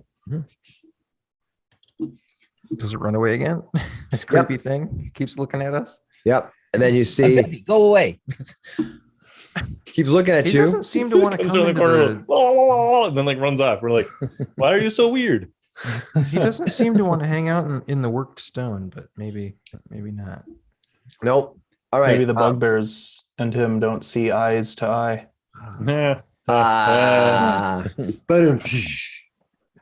I'll have to insert the badoosh dish sound. Okay. Okay. Next is that was that creature. Next is Hemo. What are you gonna do? Hemo's gonna keep on swinging. The guy in the middle here is gonna eat a. Well, he's not. Well, Hemo's now aware that we're being snuck up on from behind, so I'm going to use that D6 of Bardic Inspiration to see if I can make that attack hit. All right. What'd you get a total then? +4 to a 15 to hit. No, it still misses. Crap. Crap. Sad day. Offhand attack, 17 You guys to have been hit. crushing it so far today. What'd you get for this offhand attack? I'm sorry. 17. 17 to hit. That will hit.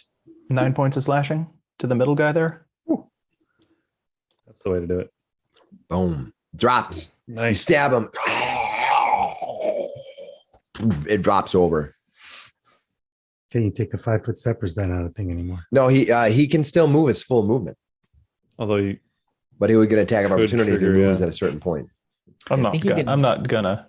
you can sort of You move can around disengage as an the action. bugbear though, like swing around him. His action's already been he attacked as an action. Right? Yeah. No, I'm just gonna I might let whirl somebody around and get in get the ready room. to kill the third one and go. Sure. That was 2. Sure. Pardon me. All right.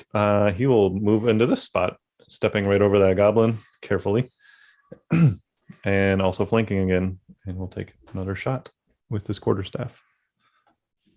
All right. Ooh, 11 will not hit, No. but he will do the unarmed follow-up kick for another miss. All right. Cool. That brings us to Finis. Once again. That's a natural one again. Oh, So he just misses, and then a spiritual weapon will float over for 23 to hit. yes. It finally the hit. first time that thing hits, 6 points. All right. Good job. I managed to eke out 6 points of damage from my level 2 spell slot. Meanwhile, I'm over here just like Well, the Drax. Nice. pretty much. I mean, it's tight quarters, Yeah, for get sure. rich environment, and I've got a couple of swords. This All is right. perfect for Hemo. That was Finis. Sorry. All right. This thing's looking a little bit, it's feeling a little bit of pressure now. It's got all three of you surrounding it. So it starts just freaking out and panicking, and it's going to attack one of you randomly. All right. Looks like it's going to go for Gashar. Probably the lowest AC actually out of anybody. Okay. So I rolled. No. It's going to hit you at a 13. 18. Does Yeah, 18 hit you? Oh, yeah. Okay. I'm 13. I think actually it would have hit everybody at 18. Maybe. Okay. Hey, he doesn't have the shield on anymore. Yeah. All right. It's going to do some damage to you.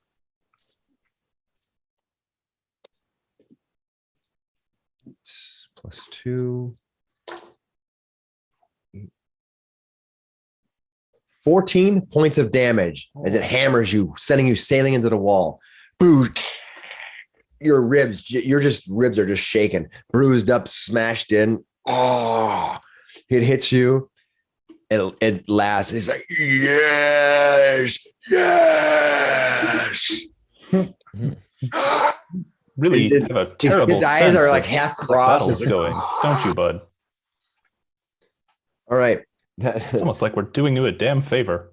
Yeah, that was that creature. And that brings us to Waife. What are you going to do, Waife?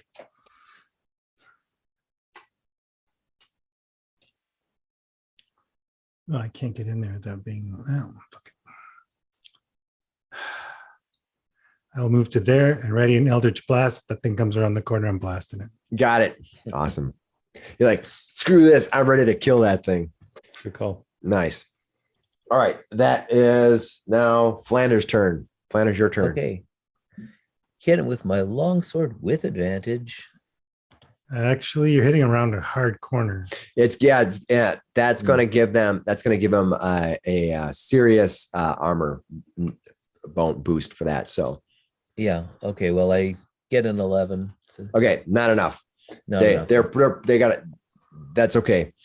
Yeah. All right, cool. That is them. All right, you can make your attack as you see this thing come around and appear here.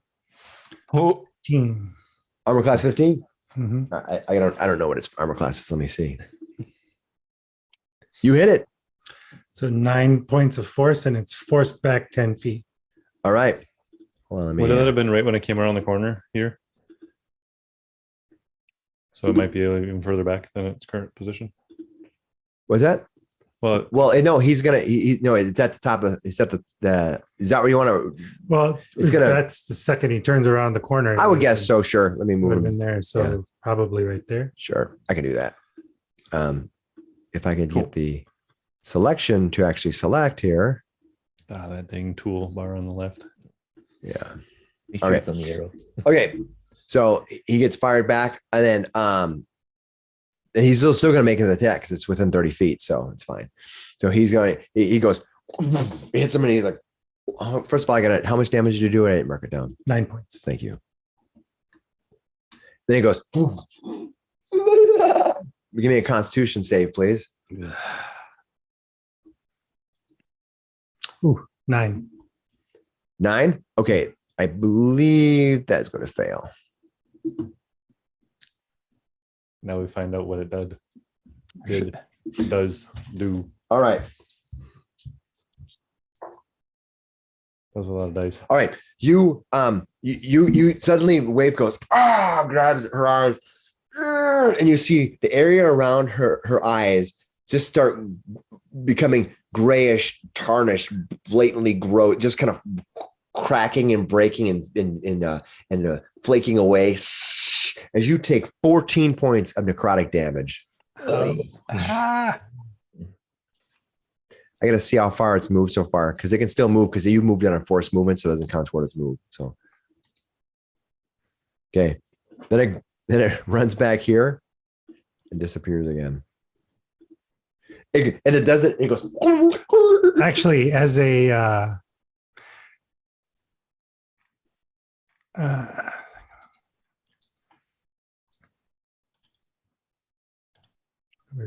Sure. I do hellish rebuke. oh yeah, as a reaction, you hurt things back. It's No, you did it twice. See, know. dex save 13. So First one's a better roll. I know. First, so it's a DC 13 dex save. Okay. DC. I don't 13. know what higher cast level means. Well, you can cast it as a Higher higher level level. cast. So I did. I don't know. What level did you cast it at? Is it a first level spell? I guess at second level. What level spell is it normally? You point a finger at, and the creature that damaged you is momentarily surrounded by hellish flames. The creature must make a dex save, which is 13. It takes 2d10 fire damage on a failed save or half as much on a successful one. At higher levels, when you cast this spell using a spell slot of second level or higher, you increase by 10. So it's going to take 3d10 fire Nice. if it fails. Otherwise, Cool. it's taking half that. Oh yeah, 'cause it Perfect. only rolled for the 2D. Your roll here. All right, it made its save, so it did take half, unfortunately, but half of 3d10, which is a shitload of damage. Well, there's the 2d10. Yeah, it only did the 2 though. Eight. So I mean, Just roll 3d10. roll 3D10, I guess. Yeah. It's confusing the way it spat it out in the chat. Nice. Pretty good So damage. That's pretty average. 16 points, so it takes 8. Okay. 8? Okay. Okay. It Nice. definitely hurt it. And in your head, you hear nothing. All right. That brings us to Emo, what are you gonna do? Well, I still have a combatant standing. Let's fix that. You do. I'm gonna swing at the last remaining bugbear. Ooh. 20 to hit, 20? +1 scimitar. That's Yep. 8 slashing damage. Do I need another one? You did how much damage? 8? Oh yeah, you 8. did. It's still up. Well, he can take the other one. Oh, nope, that's 12 to hit. And the bonus It's action weird. It's attack. basically it kind of leans back in the wall. It's kind of holding up its weapon against the two of you. It's got it's trying to keep itself at bay. It's on its last legs. As it moves, the blood is smearing against the back stone cold wall as it's just bleeding out. Give up, monster. Have that goblin give it a kick. Grishar, All right. He does an attack with his quarterstaff. And I'm flanking, so I got a 15 plus the 2. However you want to figure that out. 17. 17. Yeah. What got 17 hit? Hit. All right, 6 points of damage. Bludgeoning. Is he still up? I will tell you in a second. Oh man. Gone. Drops. It drops. Sure spins around his quarterstaff and looks at the goblin. Maybe we should And talk Waife to has this one. called out. This thing is attacking All right, that brings us The eyeball? to the eyeball. It hurts. You see it. It saw me too. that's finished. What are you gonna do? Well, hearing Waife say that there's something there, he'll have his hovering spiritual weapon follow him, but he'll run out 10, 15, 20, 25. All right, 30, and what are you gonna? 50. You're gonna move around out there. Yep. Okay, you run out Comes there. out there with his hammer, looking around. Do you see it? All right. Yes, he will see it. I gotta move it to the right level though. Note to self. Don't just ignore monster in room next time. All right, you come running around the corner and sit there, and it's sitting there. It's kind of has this kind of in that corner. It's looking over at you, and it goes. And in your head, it says, in your head, you hear, Give me it. Give me the food. Bring it to me, and I'll let you live. Give it to me. Give it to me. Phineas will ignore that and just make some bells sound in its head instead. all right, Told. That's the spirit. all right. What's my savings 13. though? 13 wisdom. Ooh, wisdom save. I Where is fail wisdom? utterly. Whoa. Okay. He's already damaged, right? Cardiac. Yeah, What's he that? must have taken damage from Hellish Holy Rebuke. cow. Yep. Yep, Takes a D12 of necrotic. 10 Nice. points. 10 points. Oh, Jesus, that's pretty good. Yeah, we're rolling pretty well tonight. Hey, take it. You know, sometimes you have great rolls and sometimes you don't. You did 10 points of damage. 10 points. Okay. Yeah, the other time I was trying to climb up on a cliff like 5 times. Yeah, it Nope. happens. All right, Do it. You hit this thing and it's. All right, that brings us to. It's their turn, but these guys are done.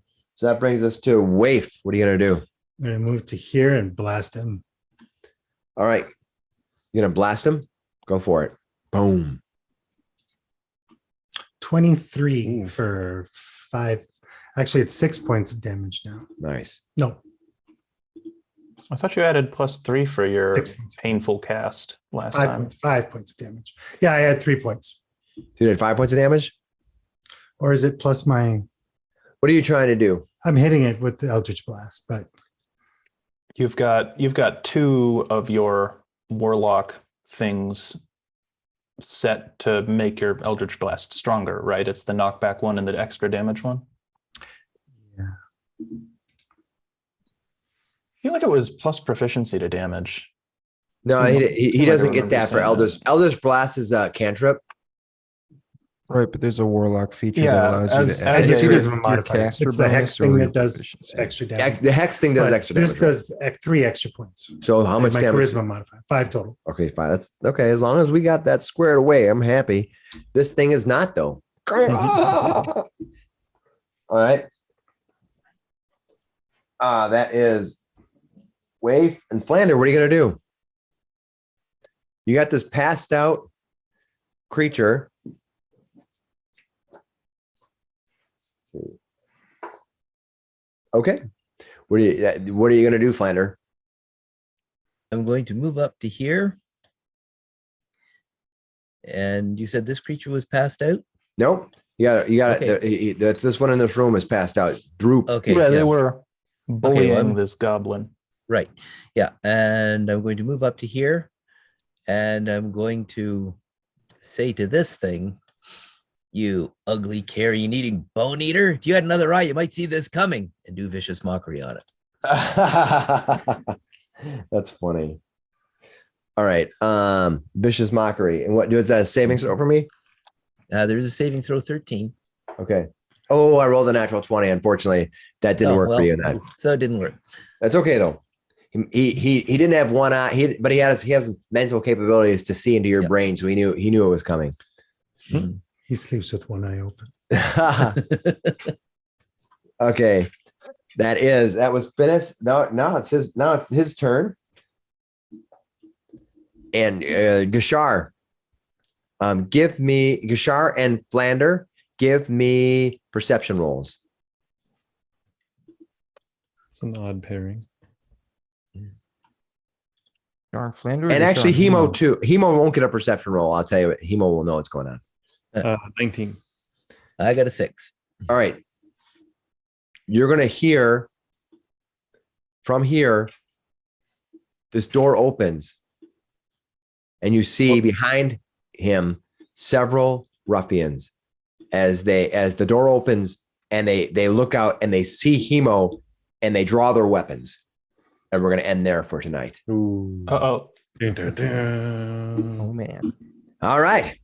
So you've unfortunately had an intense afternoon where you had thought you had the upper hand now that you had the sleeping dragon or sleeping giant under control, but they hit back hard. They apparently took Sister Gariel prisoner and raided Sister Gariel's house. What was Gariel's house? Why was that shield that was supposedly in your cart moved to her house? That's an odd thing that happened. They took the shield and they took Sildar's body and they took Gariel. They're collecting everything. You managed to rest up because you were in bad shape as it was and decided to instead attack at night. You using the information you got from Carp, that's Connor's nephew. You found this secret chamber using the rod and were able to get deep within it. Unfortunately, though you're trying to take care of these ruffians and the other brigands, this weird eye creature is just causing you some weird pain in the face. Yeah, it does a bunch of necrotic damage. Yeah. It's a pain in the membrane. Yeah. So we're going to find out next week what happened. In the meantime, as we said before, without harping on everybody, like and subscribe, leave a message below if you think that music being added would be really cool, or if it just annoys you, let me know too, because we don't know. That's why we ask these questions. Again, come see me between August 21st and the first weekend of October. I will be at the Renaissance Festival, Fondazi Fire Circus. Come see the show if you're there in Minnesota. More fire. Otherwise, we still will be. Our game will continue. So we're going to not stop for a break or anything. We're just going to keep rolling on through. All right. Have a great night, everybody. And we'll see everybody next week. Good night. Bye. Looking forward to it. Bye.